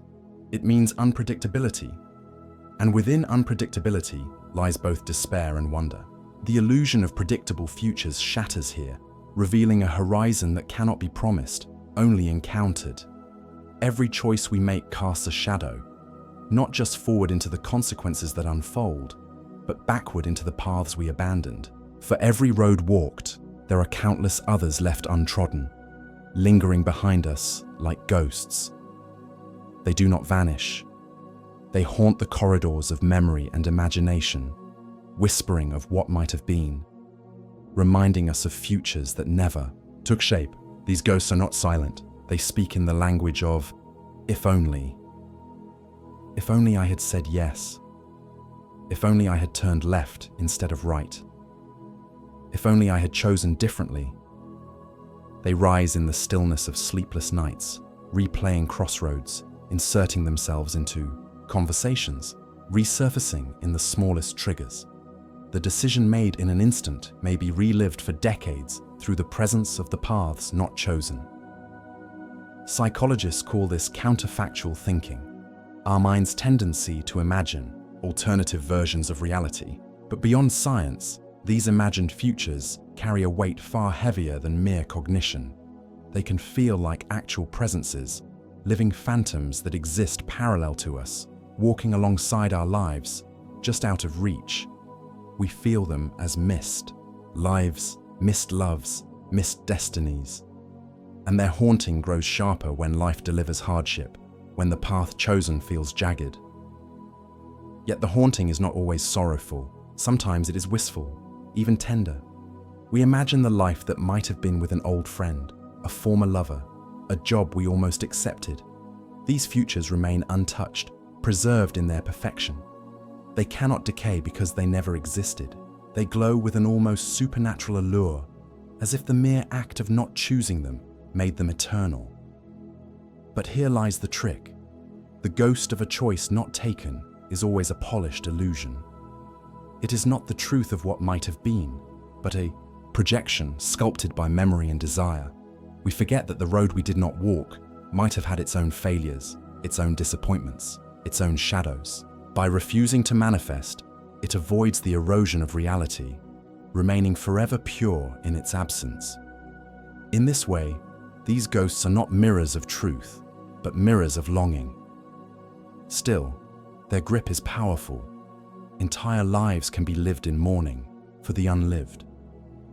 People remain tethered to the idea of the lover they let go, the city they never moved to, the dream they abandoned. They walk through the present half-occupied, carrying conversations with the ghosts of their own decisions. In these moments, the illusion of predictable futures doubles back on itself. We not only believe in the certainty of what will come, but in the certainty of what might have come had we only chosen differently. Philosophy has long wrestled with this, the multiverse of human possibility contained within a single moment of choice. Every decision closes infinite doors. And so, the ghost of choices not taken is infinite as well. They multiply with every step, every yes and every no, expanding into a spectral crowd that follows us across a lifetime. The question then is not how to banish these ghosts, but how to live with them, for they are inevitable. To be human is to choose, and to choose is to exclude. The haunting cannot be avoided, only understood. If we treat the ghosts as reminders not of failure, but of possibility, they can soften. They can remind us of the richness of life's branching, of the vastness of paths that remain unopened. Still, some ghosts cling harder than others. The first love lost, the dream abandoned at its peak, the risk never taken. These particular spectres dig into the psyche, returning again and again, reshaping the way we view the lives we did choose. And yet, even in this haunting, there is a kind of beauty. For the very fact that we can imagine these parallel lives means that we carry within us an awareness of infinity, the awareness that every life could be otherwise. In the end, the ghosts do not vanish. They walk with us until the end. But perhaps their role is not to torment, but to remind us of the weight of choice itself, to remind us that each moment of decision matters, because each carries within it not only the life we choose, but the infinite lives we release into shadow. To live is to be haunted, but also to recognize that haunting as a testament to the depth of possibility. The ghost of choices not taken is not only a sorrow, it is a song, echoing through the corridors of time, reminding us that every life is built not only of what is, but also of what might have been. Imagine holding a script in your hands, pages bound together, words flowing from one scene to the next, a complete story already written. Many of us secretly believe that tomorrow exists in this way, a predetermined manuscript waiting to be read, unalterable and precise. But if you lean closer, if you look carefully at the script of tomorrow, you'll see that the ink is smudged, the pages are brittle, and entire passages seem to erase and rewrite themselves in real time. The script of tomorrow is not stone, it is sand, shifting with every passing breeze. Why do we long for it to be otherwise? Because certainty gives us the illusion of safety. To believe that tomorrow is already written is to imagine ourselves protected from chaos, insulated from the vastness of the unknown. We make calendars, mark deadlines, plan years ahead, building scaffolds of expectation to hold back the tidal wave of uncertainty. Yet the tide always rises, the scaffolds buckle. What felt like permanence dissolves in the blink of an eye. Think of how quickly tomorrow can change. A single phone call at midnight alters the course of a lifetime. A chance meeting on a bus plants the seed of an entirely new existence. A storm, a delay, an accident, a miracle. Each bends tomorrow into shapes we could never have traced in advance. Even our own thoughts, subtle as they seem, can fracture tomorrow's script. A sudden decision to turn around, to stay home, to say something we had planned to withhold, can redirect the flow of everything that follows. Science itself acknowledges this fragility. Chaos theory teaches us that tiny variations at one moment can cascade into massive changes later. The flutter of a butterfly's wings, sparking a storm oceans away. If nature itself resists certainty, how can we expect our lives to be exempt? The script of tomorrow is written not in ink, but in probabilities, in shifting patterns that never settle long enough to be captured. And yet, we cling to prediction. Economists, scientists, and forecasters dedicate their lives to charting what comes next, drawing lines and graphs that extend into tomorrow. Some predictions hold true, but most collapse under the weight of reality's complexity. This collapse is not a failure of intellect. It is a reflection of life's boundless capacity to surprise us. The fragile script of tomorrow was never meant to be obeyed like a blueprint. It was meant to remind us of life's improvisational nature. But fragility does not mean futility. A fragile script is not useless. It is beautiful in its impermanence. When we acknowledge tomorrow's vulnerability, we awaken to the present. If the pages are always being rewritten, then the only stable ink lies in this moment, in the words we speak now, in the choices we make now. Tomorrow may crumble, but the present stands solid, luminous, alive. Still, we often resist this truth. The mind hungers for control, for predictability. It wants a future as solid as a wall, not as delicate as a spider's web. But perhaps the fragility is not an obstacle. Perhaps it is a gift. Because tomorrow is unwritten, we remain free. If the script were solid, if every line was fixed, our lives would be mechanical, devoid of possibility.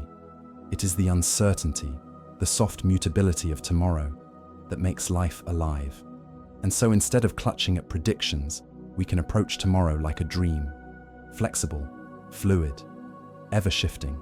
A dream does not need to be exact to hold meaning. It carries feeling, atmosphere, possibility. In the same way, the fragile script of tomorrow carries guidance without guarantees, directions without destinations. Perhaps this is the greatest lesson. The fragility of tomorrow is not a threat, but an invitation. It invites us to step lightly, to adapt, to live with open hands instead of clenched fists, to marvel not at how perfectly we can foresee tomorrow, but at how endlessly it can surprise us. For in the end, the beauty of life is not in predicting its shape, but in living its unfolding, breath by breath, moment by moment. The script of tomorrow may always be fragile, but in its fragility, it glimmers with infinite possibility. There is a sweetness in certainty, a comfort that feels almost like being wrapped in a warm blanket. It tells us that the world is ordered, that outcomes can be foreseen, that we can step forward into tomorrow without fear of falling. Certainty whispers that we can know, that we can plan, that we can control. And it is this whisper that seduces us again and again, even though reality proves otherwise. From childhood, we are taught to seek certainty. We are told that if we study hard, we will succeed. If we work diligently, we will prosper. If we love honestly, we will be loved in return. These are promises disguised as truths, painting life as a clean exchange of effort for reward. But life, in its complexity, often refuses such bargains. Success does not always follow effort. Love does not always return. The seduction of certainty lies in convincing us that it should. Why is certainty so alluring? Because the unknown is terrifying. The human brain is wired to predict. It thrives on patterns. To see tomorrow as predictable is to ease the burden of anxiety. When we think we know what comes next, we can prepare ourselves, shield ourselves, imagine ourselves safe. Certainty becomes a balm against the chaos of possibility. Even false certainty can soothe us more than honest doubt. Entire industries are built upon this seduction. Fortune tellers, astrologers, financial analysts, political pundits. Each offers us glimpses of the future, packaged in the language of inevitability. They trade in confidence, not accuracy. And people follow, not because they are naive, but because the promise of certainty is irresistible. Even when predictions fail, we return, craving that sense of order, like moths drawn to the glow of a flame. But the seduction is dangerous too. It can blind us to opportunity. When we cling to certainty, we narrow our vision. We commit to a single outcome, closing ourselves off from the branching possibilities that life constantly unfolds. A person who believes too deeply in the certainty of failure may never attempt the leap that could change everything. Another, convinced of guaranteed success, may walk unprepared into disappointment. Certainty locks the mind into a rigid script, ignoring the improvisational nature of existence. History offers countless lessons in this seduction. Think of leaders who marched into wars convinced of swift victory, only to face chaos. Think of financial systems that collapsed because everyone believed the future would mirror the past. Time and again, the world reminds us that certainty is a mirage. Yet time and again, we return to drink from its waters. And yet, perhaps we should not despise this longing.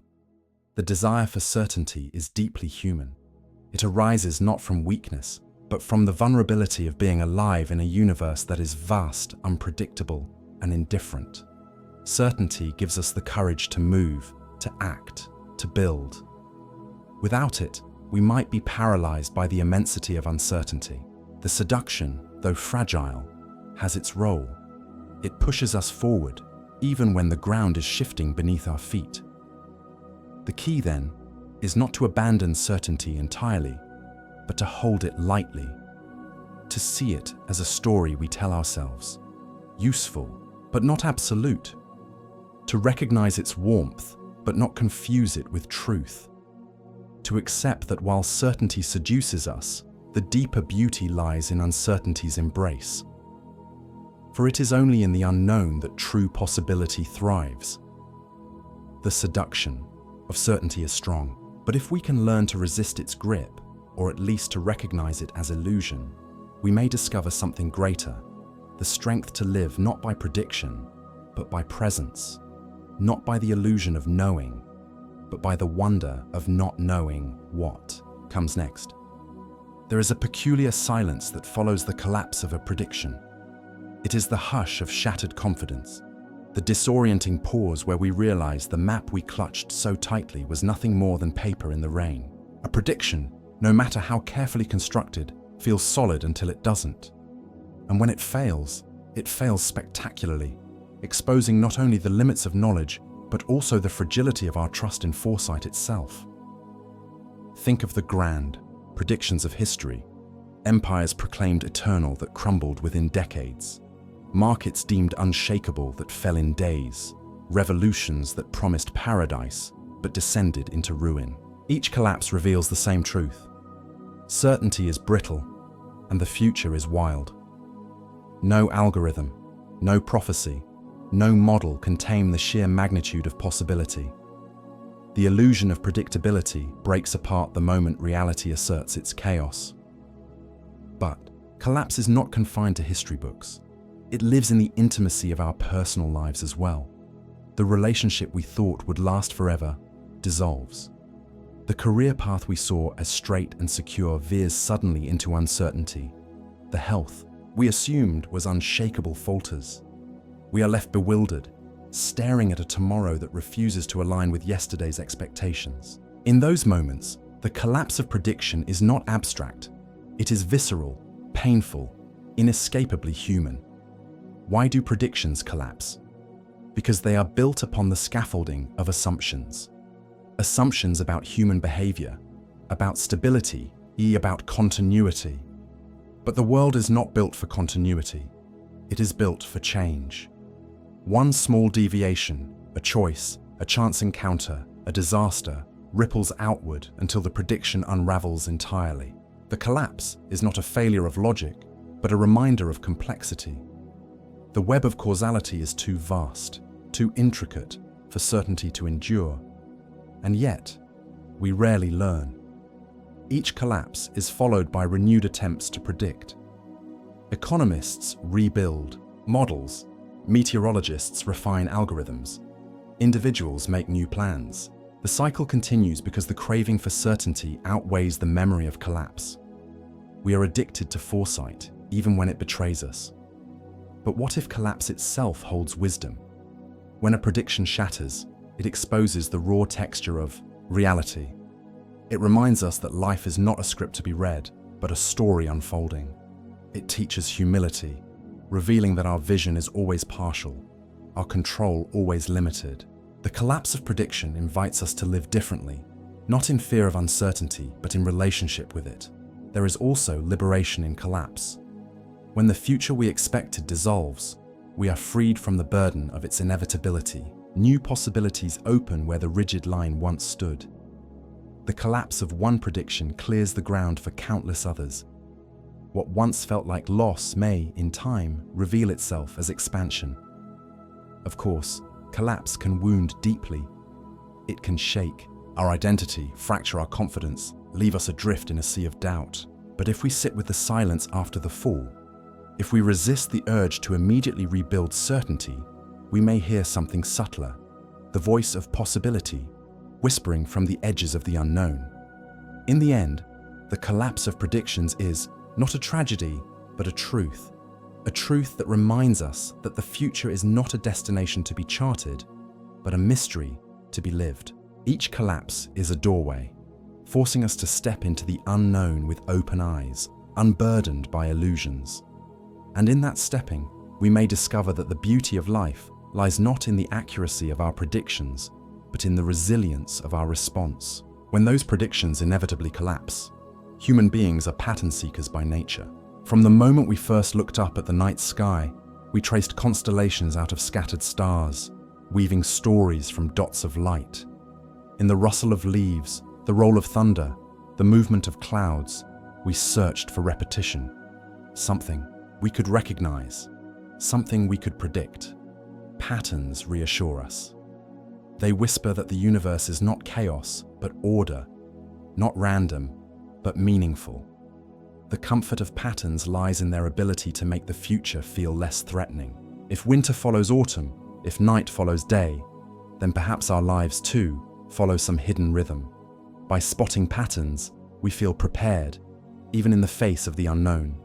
The stock market may rise and fall, but if we can trace its cycles, perhaps we can predict when fortune will arrive.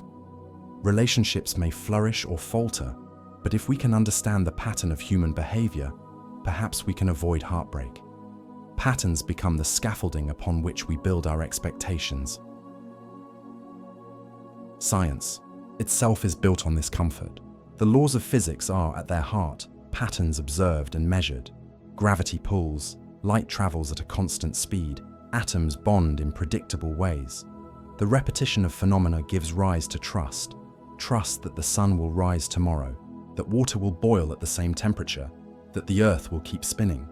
Without patterns, the scientific enterprise would collapse. But there is a shadow side to this comfort. Our hunger for patterns often leads us to see them where none exist. The human brain, desperate for order, imposes meaning upon randomness. We believe in lucky numbers, omens, superstitions. We imagine connections between unrelated events, constructing invisible threads of causality that soothe our uncertainty. Psychologists call this apophenia, the tendency to perceive patterns in noise. The comfort is real, even if the pattern is illusion. This tendency can mislead us. A gambler sees a streak of wins and believes luck has turned, only to lose everything. A society identifies patterns in weather, in disease, in politics, and mistakes them for inevitability. The illusion of patterns can become as dangerous as their absence, blinding us to the true complexity of reality. And yet, the allure remains irresistible. Patterns give life rhythm, and rhythm gives life meaning. Think of music. Without repetition and return, sound would dissolve into chaos. Patterns are what make melody possible. The same is true of living. Patterns help us make sense of the overwhelming flood of experience, giving us anchors to hold onto in the current of time. But perhaps the deeper wisdom lies not in rejecting patterns, nor in surrendering entirely to them, but in holding them with humility. To see a pattern is to glimpse possibility, not certainty. To find comfort in rhythm is to steady ourselves, not to predict the future. Patterns are guides, not guarantees. They soothe us, but they do not bind reality. The comfort of patterns is a kind of poetry we tell ourselves, a reminder that though the future is uncertain, it is not incomprehensible. The stars may not dictate our fate, but they remind us that beauty can emerge from arrangement. The seasons may not predict our personal destiny, but they remind us that change has its cycles. The comfort lies not in controlling the future, but in recognizing that amid the unknown, some threads of order shine through. In the end, patterns are a gift, not because they promise predictability, but because they remind us that even in a world of uncertainty, there are echoes, repetitions, symmetries that soften the chaos. They give us just enough order to carry on, while leaving space for the surprise of the new. And perhaps it is this balance between pattern and unpredictability that makes life not only survivable, but profoundly beautiful. Prophecy carries with it an ancient gravity. Across civilizations, people have turned to seers, oracles, dreamers, and astrologers, hoping to pierce the veil of tomorrow. The allure is not just in knowing, but in being told that the future is already written. A prophecy, whether whispered by a priestess in a temple or read in the stars, feels heavier than mere guesswork. It feels inevitable, ordained, and that weight, the sense of inevitability, can shape lives in ways far beyond the prediction itself. History is littered with examples. The oracle at Delphi once guided kings and warriors, her cryptic words shaping empires. Entire wars were fought, voyages launched, crowns claimed, all on the foundation of a prophecy. Sometimes these prophecies seemed to come true, but often their truth lay in how people reacted to them. Belief transformed possibility into reality. A king warned of betrayal might grow paranoid, driving his allies away until betrayal actually arrived. A prophecy fulfilled not because it was written in stone, but because it was believed so fiercely that it became self-fulfilling. This is the paradox of prophecy. Its weight lies less in its accuracy and more in the faith it inspires. A prediction, believed, becomes a cage. It narrows choices, distorts perception, binds people to paths they might otherwise have ignored. The future bends, not under the power of destiny, but under the gravity of belief. And yet, prophecy also offers comfort. In a world of uncertainty, to be told that the future is known, even if it is grim, is to feel less adrift. People cling to prophecies not just for guidance, but for relief from the burden of not knowing. The words of the prophet carry a strange peace, even when they warn of storms, for the unknown is more frightening than the inevitable. But prophecy can wound as well. Imagine being told you are destined for greatness or for tragedy. The weight of such words presses on every decision. Even moments of joy are shadowed by what looms ahead. A child told they are fated for brilliance may crumble under pressure, while another told they are cursed may live out the curse. Not because it was true, but because they believed it was unavoidable. The prophecy becomes a mirror in which we see only one reflection, ignoring the infinite other selves we might have been. In modern times, prophecy takes subtler forms. We do not consult oracles as often, but we turn to data models, expert forecasts, psychological assessments. A doctor's prognosis can feel like prophecy. A financial forecast can shape entire economies. A headline can tilt collective behavior. Though the rituals have changed, the weight remains. Numbers and charts carry their own aura of inevitability, their own claim to authority over the future. Yet like ancient prophecies, these too are fragile. They collapse under the complexity of reality. Still, the weight they carry endures because people believe. The power of prophecy has always been less about the future and more about the present. It is a force that shapes our choices here and now, tilting the scales toward one possible tomorrow out of countless others. So what do we do with prophecy? Perhaps the answer is not to reject it outright, nor to surrender to it blindly, but to hold it as story. One possibility among many. To hear the prophecy, but not to let it bind us. To recognize that its weight is real, but not absolute. The future may not be fixed, but the belief in prophecy can make it feel that way. And in that belief lies both danger and power. For prophecy reminds us of a profound truth. Sometimes the story we accept becomes the story we live. There is a peculiar terror in stepping into life without a map. From the earliest days, we are given charts and guides, rules to follow, paths to trace, models to imitate. They give us direction, a sense that we know where we are going. To live without such guidance feels dangerous, reckless, even impossible. And yet, beneath the illusion of predictability, this is precisely what we are doing every day, walking blind into uncharted territory, pretending the road is already drawn. The truth is, no map of the future exists. The maps we carry are sketches, approximations, wishful drawings of terrain that shifts beneath our feet. They comfort us, but they deceive us as well. When we rely too heavily on them, we miss the raw truth of the journey, that every step is discovery, that every turn reveals landscapes we could not have imagined. To live without a map is not to wander aimlessly, but to embrace the reality that the path is made by walking, not by tracing lines already inked. Consider the explorers of old, setting sail into seas with no charts, driven not by certainty but by curiosity. Their journeys were perilous, but they discovered new worlds because they accepted the risk of uncertainty. We too are explorers, though our oceans are not of salt and water, but of time and possibility. Each morning we wake upon an undiscovered shore. Each decision is a step into wilderness, The absence of a map is not a flaw. It is the essence of being alive. But we resist this truth. We cling to forecasts, to prophecies, to patterns, desperate to draw maps where none exist.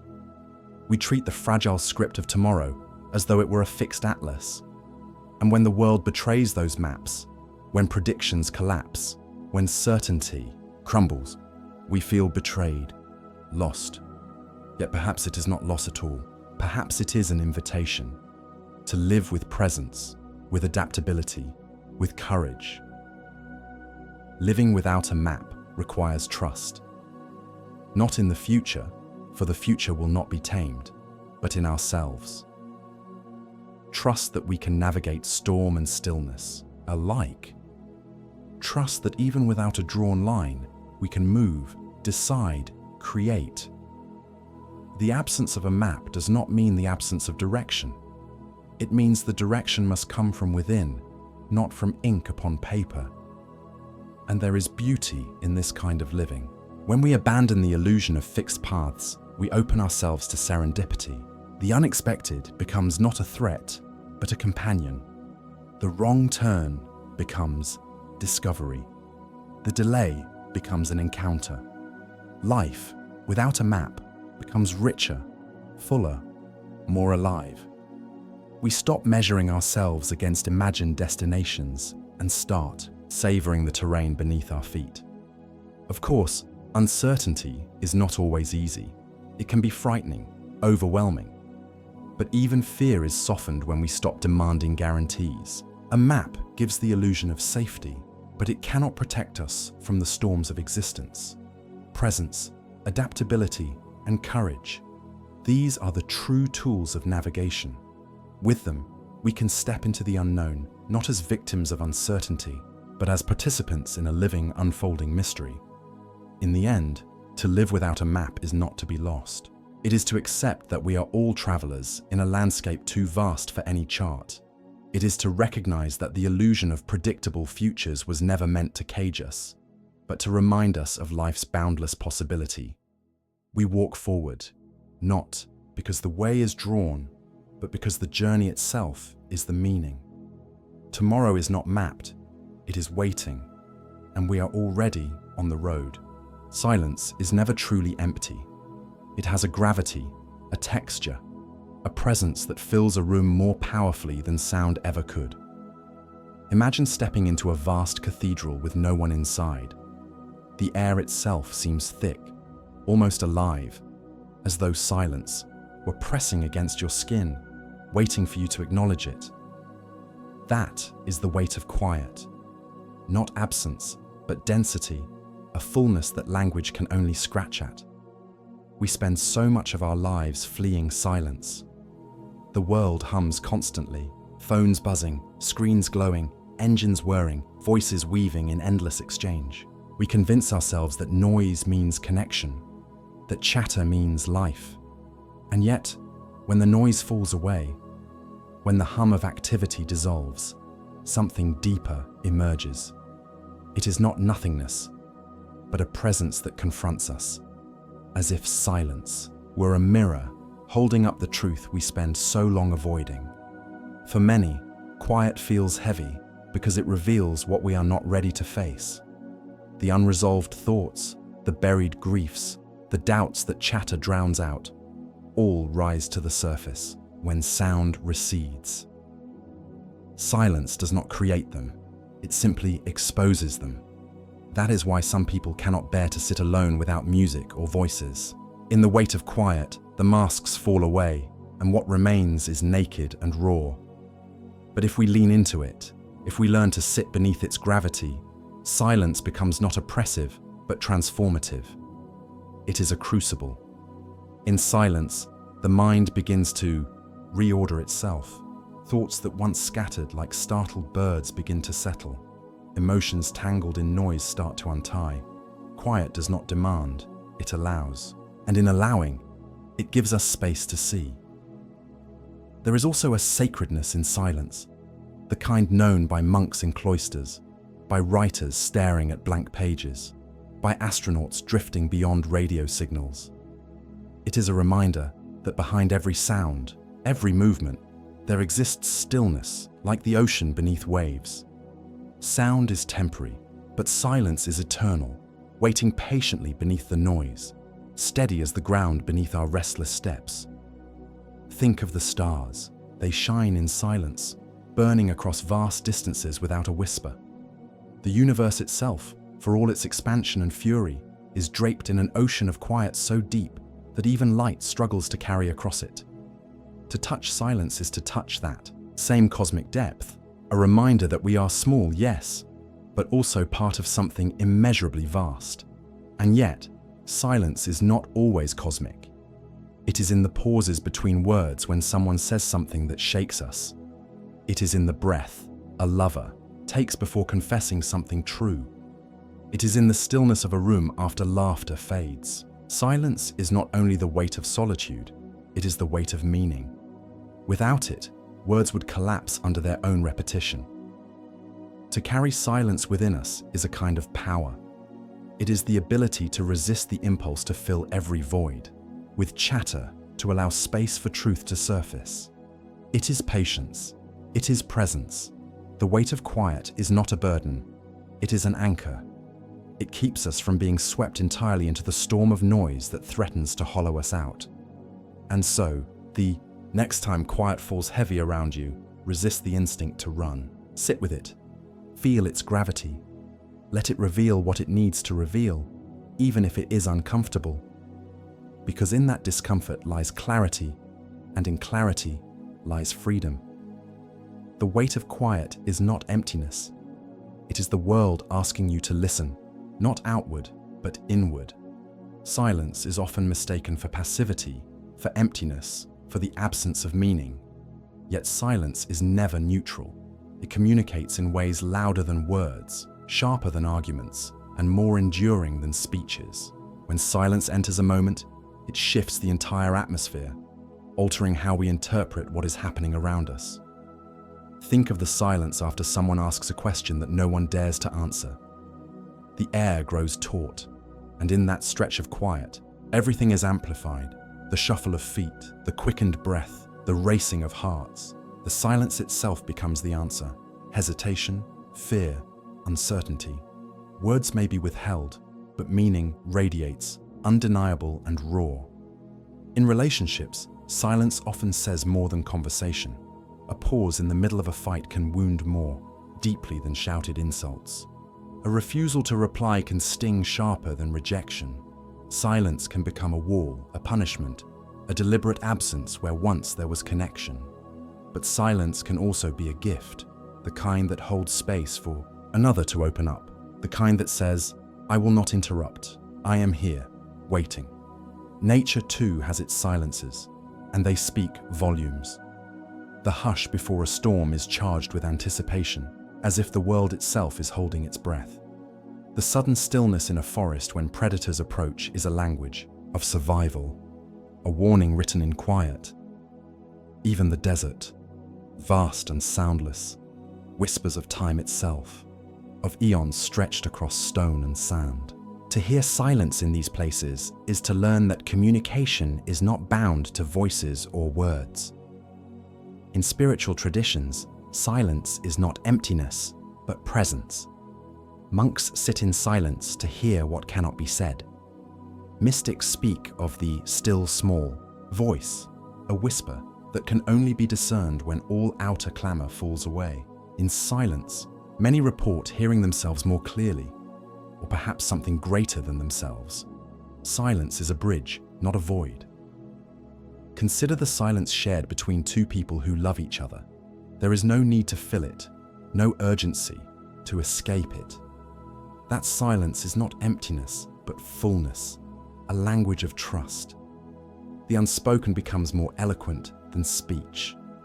The same silence between strangers, however, may feel awkward, heavy, unbearable. What changes is not the quiet itself, but the meaning we drape over it. Silence is a canvas. Context is the paint. Silence also holds power in collective experience. In moments of mourning, entire crowds fall into quiet reverence. The silence is not lack of sound, but presence of respect, of grief, of solidarity. Similarly, silence in protest can roar louder than chants. When thousands refuse to speak, the absence of noise itself becomes the message. Silence organizes itself into a kind of chorus, reminding us that words are not always required for change. But silence is not always benevolent. It can be weaponized. Injustice thrives in silence, in the refusal to speak, in the choice to ignore. Oppressors depend on silence to keep power intact, to ensure that voices of the vulnerable go unheard. In such cases, silence does not speak softly, it screams complicity. The silence of those who could act, but do not, becomes louder than the cries of those who suffer. To live with silence, then, requires discernment. Not all silence is the same. Some nurtures, some wounds. Some is chosen, some is imposed. Some silences liberate, others suffocate. To hear what silence is saying, one must learn to listen not with ears, but with awareness, with attention to the subtle vibrations of context, emotion, and presence. Silence speaks in shadows, in pauses, in spaces between breaths. It does not demand to be understood. It simply waits for us to pay attention. And when we do, we realize that silence has been speaking all along, carrying messages that noise could never contain. Life unfolds as a stream of movement, rushing, colliding, accelerating without mercy. We are swept along by schedules, alarms, conversations, obligations. Yet within this relentless current lies a rare, overlooked gift: the pause. Not the pause of hesitation born from fear, but the deliberate, sacred pause that interrupts momentum and invites us to notice. The pause is deceptively simple. It may last only a breath, a heartbeat, a blink. Yet in that small pocket of stillness, time itself shifts. It lengthens. It deepens. What was chaotic begins to align. Like silence, the pause is not emptiness, but potential, a threshold between what was and what might be. When we allow ourselves to pause, we step outside the machinery of reaction and enter the field of awareness. Think of the pause before an orchestra begins to play. The musicians lift their bows, their instruments ready. The conductor raises his hands, and in that instant before the first note, an entire room holds its breath. The pause contains more anticipation than the music itself. Or imagine the pause before a confession, when someone finally decides to speak what has long been hidden. That fragile silence, that suspended moment, is charged with more energy than the words that follow. The sacred pause is not about inactivity, it is about presence. In the pause, we listen more deeply, we see more clearly. When we pause before speaking, we notice the shape of our own thoughts, and we choose words not out of impulse but out of care. When we pause before acting, we notice our motives, our emotions, our attachments. What might have been a reflex becomes a conscious choice. The pause transforms reaction into intention. Many traditions honor the pause as sacred. In meditation, pauses between breaths are not gaps but gateways into stillness.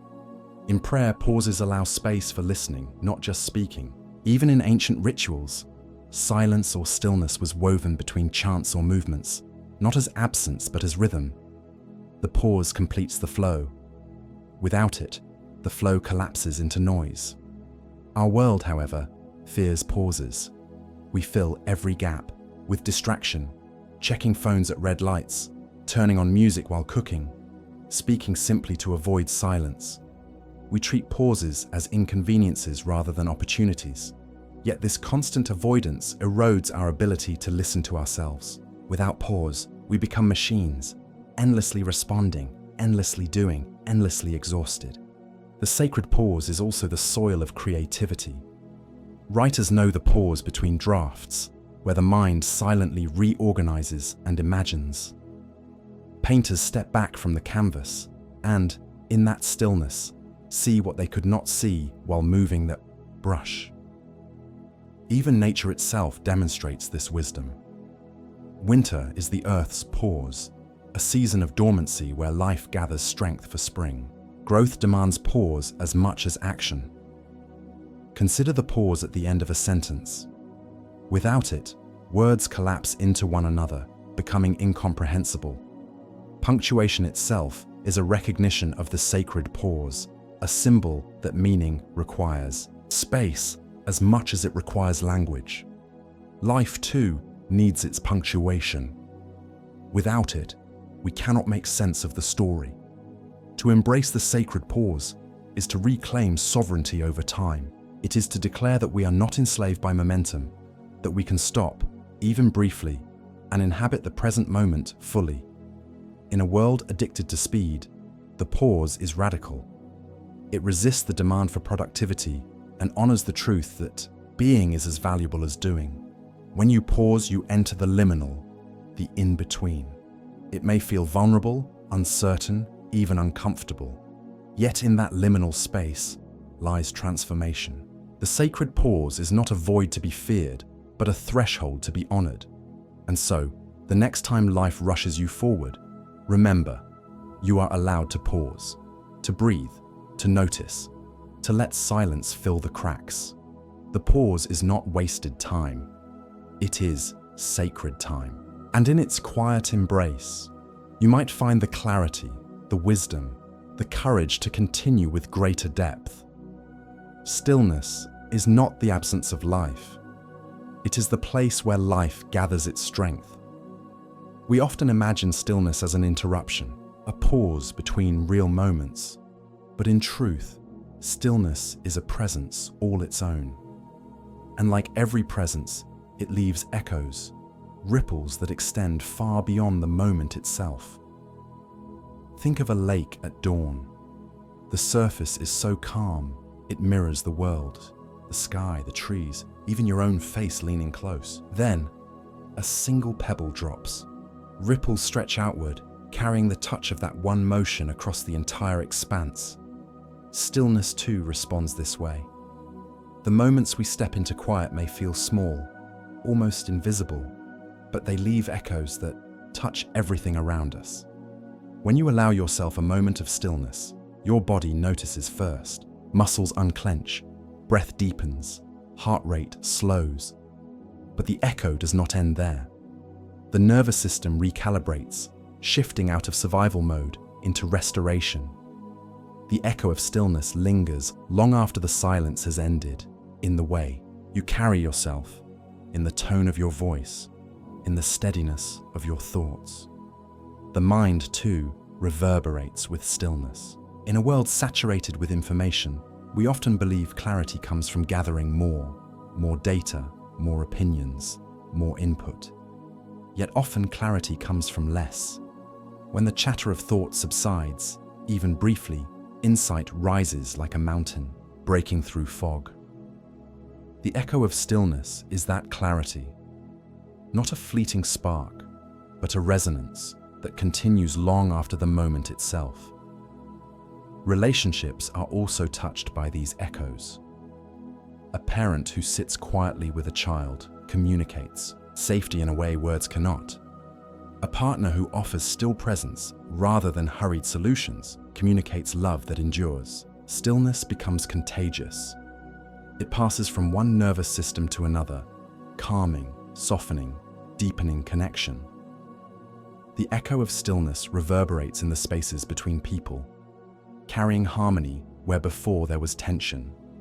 Nature amplifies this truth. Walk through a forest where stillness reigns, and you emerge altered, quieter yourself. Spend time near the ocean at dawn, when the waves roll in slow, rhythmic whispers, and you carry that rhythm into your own breathing. The stillness of the natural world echoes inside us, reminding us that we are not separate from it, but attuned to its ancient rhythms. But stillness is not always gentle. Sometimes the echo of stillness brings us face to face with what we've been avoiding. In the quiet, truths we've buried begin to surface. Regrets, griefs, questions we've pushed aside. These echoes can feel haunting, even painful. Yet they are not punishments. They are invitations. They ask us to finally listen, to finally face what the noise kept at bay. The echo of stillness is sometimes a teacher whose lessons are difficult, but always necessary.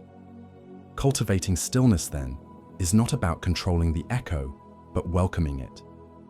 We cannot predict what the quiet will reveal. Sometimes it brings peace, sometimes unrest, but always it brings truth. And truth, whether soothing or unsettling, is the foundation of growth. In a sense, the echo of stillness is the universe's way of reminding us that silence and motion are not opposites, but companions. Stillness is never wasted. It reverberates, shaping the way we live, the way we speak, the way we touch the world. Imagine living a life where you return to stillness regularly, like a musician tuning before a performance. Every action, every word would carry the echo of that alignment, that depth. You would not simply move through life. Life would move through you, resonating in ways both subtle and profound. The echo of stillness is always there. It waits at the edges of our hurried lives, whispering softly, promising that beneath the noise, beneath the struggle, there is something steady, something enduring, something that belongs to us all. Breath is the most intimate rhythm we carry, a ceaseless tide rising and falling within us from the moment we arrive until the moment we depart. It is so constant, so faithful, that we rarely notice it. Yet hidden within that rhythm is a secret often overlooked: the pause, the space between breaths. Inhale, life enters, oxygen surges, chest expands. Exhale, tension softens, energy releases, the body surrenders. And then, for the briefest instant, there is nothing. That nothing is the space between breaths, a fraction of a second, a gap so subtle we often miss it. And yet, it is there, a stillness that anchors the cycle. Without it, breath would be incomplete. That pause is not absence, it is equilibrium. In that delicate balance, the body and spirit touch a place deeper than movement, deeper than noise. Mystics have long revered this space as sacred. Yogis call attention to it in pranayama, guiding practitioners to linger not just on inhale or exhale, but on the pause that bridges them. In that stillness, awareness expands. The body is not rushing to grasp air nor racing to let it go. It simply rests, suspended in a timeless interval. Many who have dwelled there describe it as a portal to something beyond ordinary consciousness, a space where self and universe blur. Yet even outside of spiritual practice, the space between breaths holds quiet wisdom. It reminds us that life is not simply a series of actions, but also of rests. The pause between inhale and exhale is the body's way of honoring balance, of giving itself a moment of surrender before moving again. It is a built-in reminder that every cycle requires rest to be whole. When we feel anxious, our breathing grows shallow, frantic. The pauses shrinking until they vanish. The body loses balance, caught in perpetual grasping and release. By returning to the pause, by consciously noticing the space between breaths, we invite the nervous system back into harmony. It is as though the body whispers, "Slow down. You are safe. Let stillness carry you." The space between breaths is also a metaphor for life itself. We rush from one inhale of achievement to the next exhale of release, rarely lingering in the stillness that connects them. Childhood flows into adolescence, adolescence into adulthood, adulthood into age. And yet, within each transition, there is a pause, a liminal space where one identity dissolves before the next has formed. These pauses, though uncomfortable, are essential. They are where transformation ripens. Consider the moments after a great loss, when the old life has vanished, but the new has not yet begun. That is the space between breaths, or the time after a decision has been made, but before its consequences unfold. That too is the space between. These intervals feel empty, but in truth they are fertile ground. They are not interruptions to life. They are life itself, in its most raw and unguarded form. Even the universe breathes. Galaxies expand and contract, stars ignite and collapse, energy flows outward and then retreats. Between each great inhale and exhale of existence lies stillness, a cosmic pause that holds the memory of creation itself. To notice the space between our own breaths is to align with that cosmic rhythm, to realize we are not separate from it, but participants in its endless tide. So the next time you breathe, notice not just the air rushing in, not just the release, flowing out, but the silence between. Linger there, let it hold you.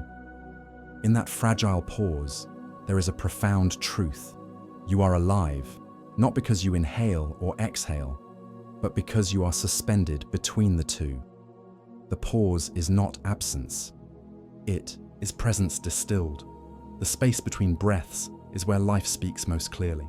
All we need to do is listen. Air is invisible, yet it speaks. We live inside its currents, pulled along by its ceaseless movements, its whispers, its storms. Every gust of wind is a message, every breeze a gesture, every storm a declaration. But there is another side to air that is less obvious, more elusive: stillness. When the air stops moving, when no breeze stirs the leaves, when the atmosphere rests in utter calm, it too is speaking, though not in words we easily recognize. Still air is not emptiness. It is a presence, a pause in the language of wind. To step into a moment of perfectly still air is to feel suspended, as if the world itself is holding its breath. Birds grow quiet, branches stop swaying. Time seems to linger just slightly longer than it should. That is the language of still air. Subtle, heavy, patient. It says, wait, something is coming, or perhaps nothing at all, and that too is something. Sailors have long known this language. A sea without. Wind is not peaceful but unnerving. The sails hang slack, the boat drifts aimlessly, and the horizon stretches indifferent and endless. This is called the doldrums, a silence that tests patience, a stillness that speaks of vulnerability.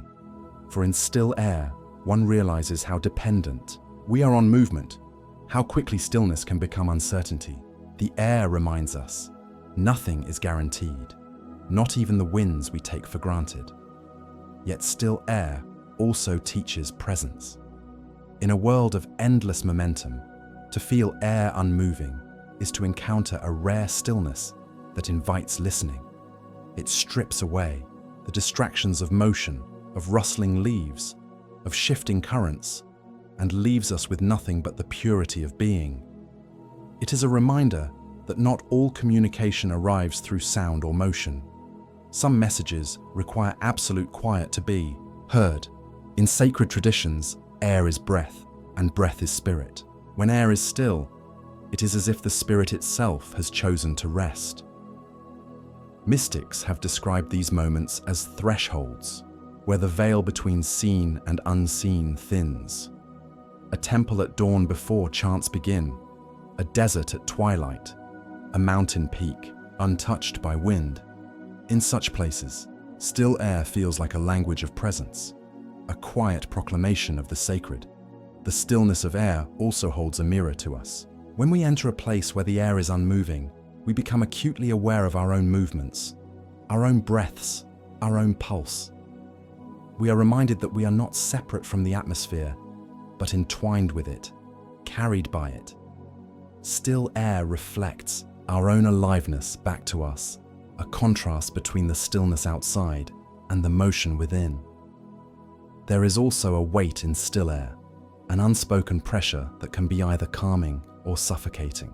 On a summer afternoon before a thunderstorm, the stillness feels charged, electric, tense. The air speaks of something imminent, and we shiver without knowing why. On the other hand, in a quiet library, in the hush of a monastery, in the calm of early morning, still air feels nurturing, almost tender.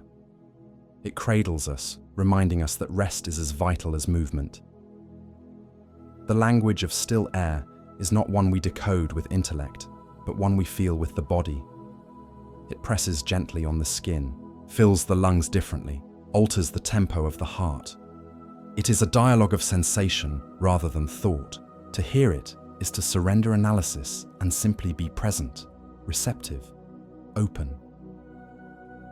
Perhaps the greatest lesson of still air is that silence itself is a form of communication. Just as pauses in conversation carry meaning, so too does the atmosphere when it chooses to still.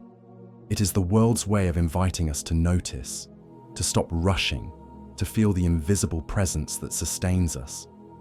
Air does not always need to roar or whisper. Sometimes it speaks by being silent, and that silence is a language of its own. So the next time you step into a moment of perfectly still air, do not dismiss it as nothing. Listen to it, feel it. Recognize that you are inside a message too vast to put into words. The language of still air is ancient, patient, and waiting for us to remember how to listen. Quiet is often misunderstood as loneliness, as a lack, as the hollow presence of something missing. Yet quiet, when befriended, reveals itself, not as absence but as companionship. Subtle, faithful, unwavering. Unlike the noise of conversation or the bustle of the world, quiet does not demand attention, does not interrupt or impose. It simply walks beside you, steady as a shadow, patient as the tide. Think of a long walk alone through an empty street at night. The lamps flicker, the pavement stretches ahead, and though no voices accompany you, quiet itself seems to breathe at your side. At first it might feel unsettling, a reminder of solitude. But if you lean into it, if you stop resisting, you notice something deeper. Quiet does not judge. It does not leave. It does not ask you to be other than what you are. It holds you, without condition. In our culture, we are taught to equate companionship with presence in the form of another person, a friend, a lover, a family member. But quiet too can be presence. It offers a space where you are free to exhale without fear of misunderstanding, a place where your unspoken thoughts are safe to wander. Quiet does not argue, does not correct, does not abandon. It waits. In its company, you are never truly alone. For quiet is always near, ready to meet you the moment noise fades. Writers, thinkers, and dreamers have long known quiet as their truest companion. It is in quiet that ideas surface, that inspiration gathers, strength, that imagination blooms without interruption. The artist alone in their studio, the poet staring at a blank page, the scientist gazing into equations, all are accompanied by quiet. And in that companionship, discoveries are born. Quiet is the unseen collaborator in every act of creation. But quiet is not only for creators, it is for everyone. In quiet, you learn to hear the subtler languages of life. The creak of an old house settling into the night, the hum of your own body as blood flows and lungs expand, the faint murmur of wind pressing against the walls. To befriend quiet is to realize the world is never truly silent.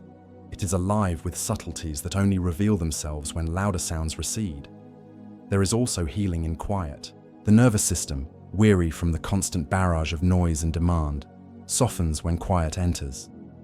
The pulse slows, the breath deepens, the body sighs with relief. In quiet, the wounds of overstimulation begin to mend.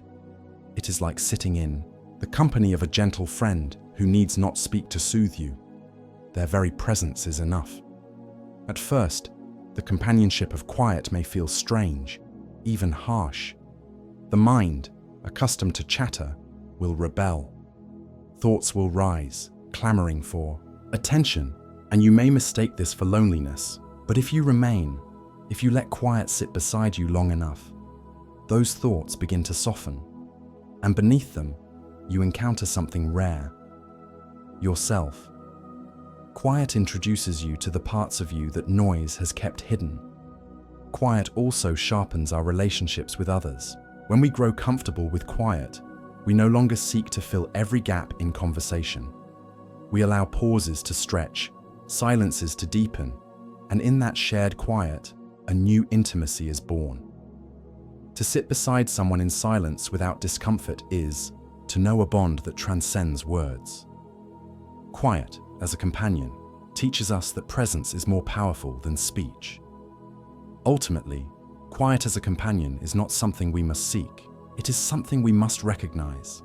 It is already there, walking beside us, waiting for us to turn and notice. It does not vanish when life grows loud. It simply steps back, patient, until we are ready again. Quiet is loyal in a way few companions are.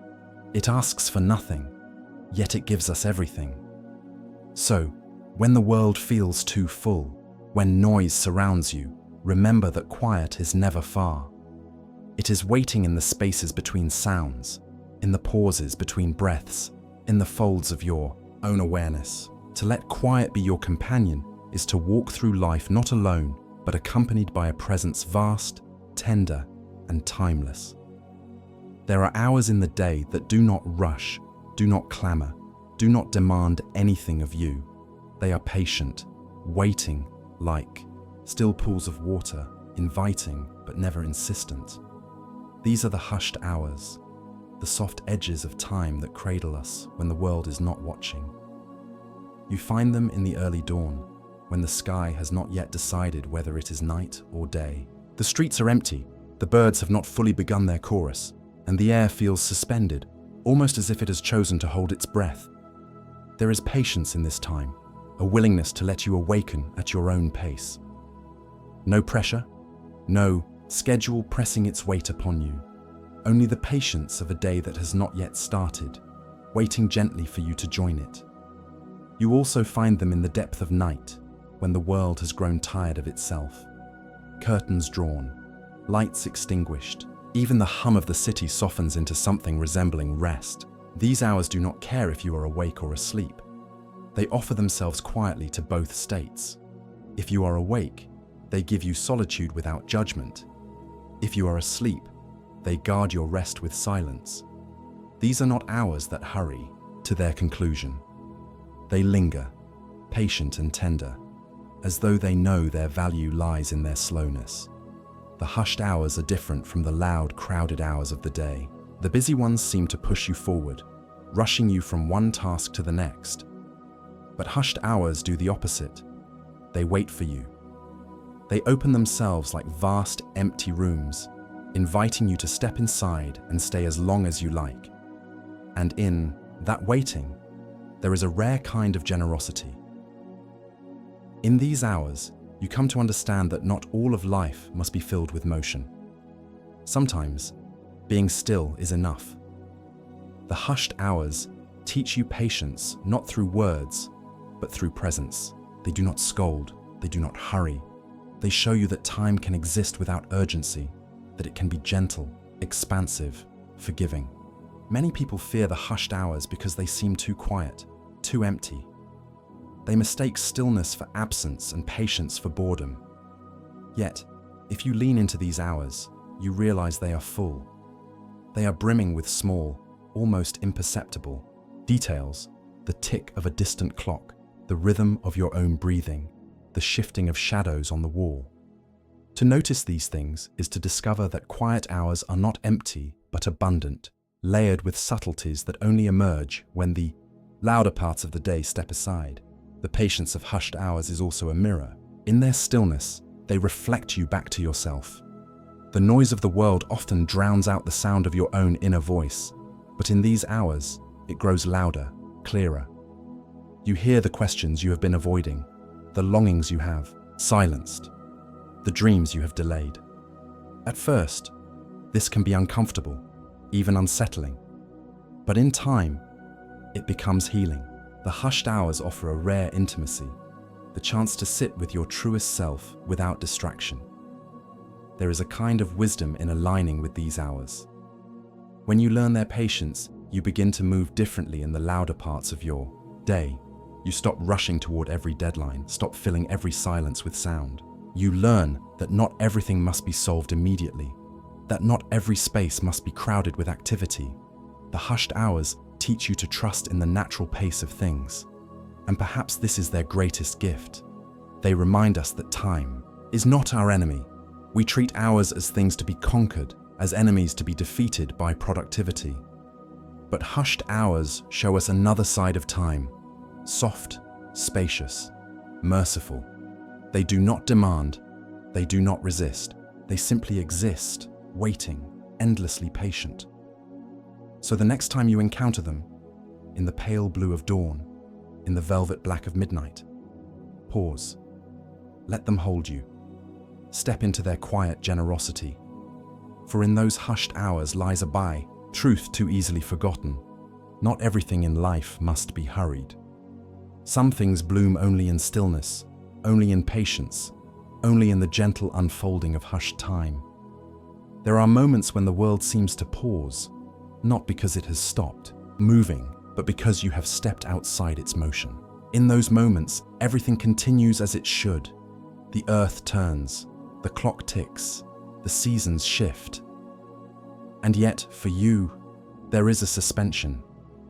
It is as though life has agreed, for a brief and fragile instant, to hold itself still so you can catch your breath. At first, this pause feels like relief. The rushing tide of obligations, the noise of traffic, the constant weight of choices, all of it softens, as if someone has pressed a mute button on existence itself. You are left with silence, not the uncomfortable kind, but the kind that feels like a cool cloth laid across your forehead. The pause does not erase the world, but it softens its edges. Yet, as the seconds stretch into minutes, something heavier emerges. The pause becomes dense, filled with an unfamiliar weight. The air itself seems to thicken, as if infused with the awareness of everything you are not doing, everything you have left undone. The pause, once merciful, turns into a mirror, and in it, you see not just yourself, but the vastness of all that surrounds you. A paused world is not an empty one. It brims with subtle forces, the ticking of the unseen, the shifting of shadows, the awareness of time moving on without you. There is weight in realizing that the world does not need your movement to continue, that it will carry on regardless of your participation. The trains will run, the stars will shine, the wind will cross mountains, all without you lifting a finger. And that realization can press against the heart like gravity. We often believe we are indispensable, that our motion is what keeps the machinery of life alive. But when the world pauses, we see how false that belief is. The earth does not depend on us. It allows us to move within it, to shape corners of it, but it does not pause for us, except in the quiet spaces of our perception. The weight comes from confronting our smallness, our fragility, in the face of such a vast, ongoing current. Yet, this weight is not cruel. It is grounding. It humbles you in the way a mountain humbles, or the ocean, or the night sky heavy with stars. To feel the weight of a paused world is to realize both how small you are and how extraordinary it is that you get to exist at all within this endless, patient expanse. The heaviness is not meant to crush, but to remind you of scale, to show you the delicate thread of your presence against the backdrop of something far larger. Sometimes, in the paused world, you also feel time differently. Minutes no longer feel like segments to be filled, but like wide plains that stretch without fences. You can walk across them endlessly, with no one to tell you when to stop. But this freedom also carries responsibility. What do you do with a moment that expects nothing of you? Do you rush to fill it with distraction, or do you allow it to simply be? The weight of a paused world asks you to sit with questions you cannot answer quickly. It asks you to notice how heavy silence can be, how full emptiness truly is. It presses you to see that stillness is not the absence of life, but another form of it, one that requires a softer kind of attention. And perhaps this is why paused moments can feel so strange. We are conditioned to think of weight as something burdensome, something to be shed. But the weight of a paused world is different. It steadies, it anchors. It reminds you that life does not always need to be carried forward on your shoulders. Sometimes, you are the one being carried, held by a silence that is not empty, but immense. When the pause ends, when the world resumes its movement, and the noise returns, you are left changed. You step back into the flow, not with the illusion of control, but with the knowledge that the world can go on without your constant effort. And yet, miraculously, it still includes you. The pause has weight, yes, but it is the kind of weight that makes you aware of your place, your breath, your pulse within the vast machinery of being. So when the world pauses again, when silence arrives like an unexpected visitor, do not rush it away. Let the weight rest upon you. Let it steady you. For in those moments, you are not separate from the world, nor its master, nor its prisoner. You are simply a part of it, carried in its stillness, shaped by its weight, cradled by its pause. You have walked with me through the fragile corridors of time, through illusions, through hushed hours, through the waiting that shapes us in silence. We have seen how the future, no matter how much we try to grasp it, remains untamed. It teases us with patterns. It comforts us with predictions. But it always escapes, slipping beyond the fences we try to build. What remains is not certainty, but something softer, a willingness to live with the unpredictable, to rest in the pauses, to let patience shape us rather than rush us. The illusion of predictable futures is not a trick played against us, but a reminder. Life is not a script to be memorized, but a song to be listened to as it plays, note by note, moment by moment. As you close your eyes tonight, I hope these reflections settle gently into you. Let go of the urge to control the hours ahead. The night will hold you. The dawn will arrive. The world will keep moving. And you will find yourself exactly where you are meant to be. Not because the future is predictable, but because your presence within it is enough. Rest easy now. Hushed hours are here. Let them cradle you in their patience. Tomorrow will arrive in its own mysterious way. Tonight, you are safe in the silence, safe in the uncertainty, safe in the unfolding rhythm of time. This has been Mind Peace. Sleep well.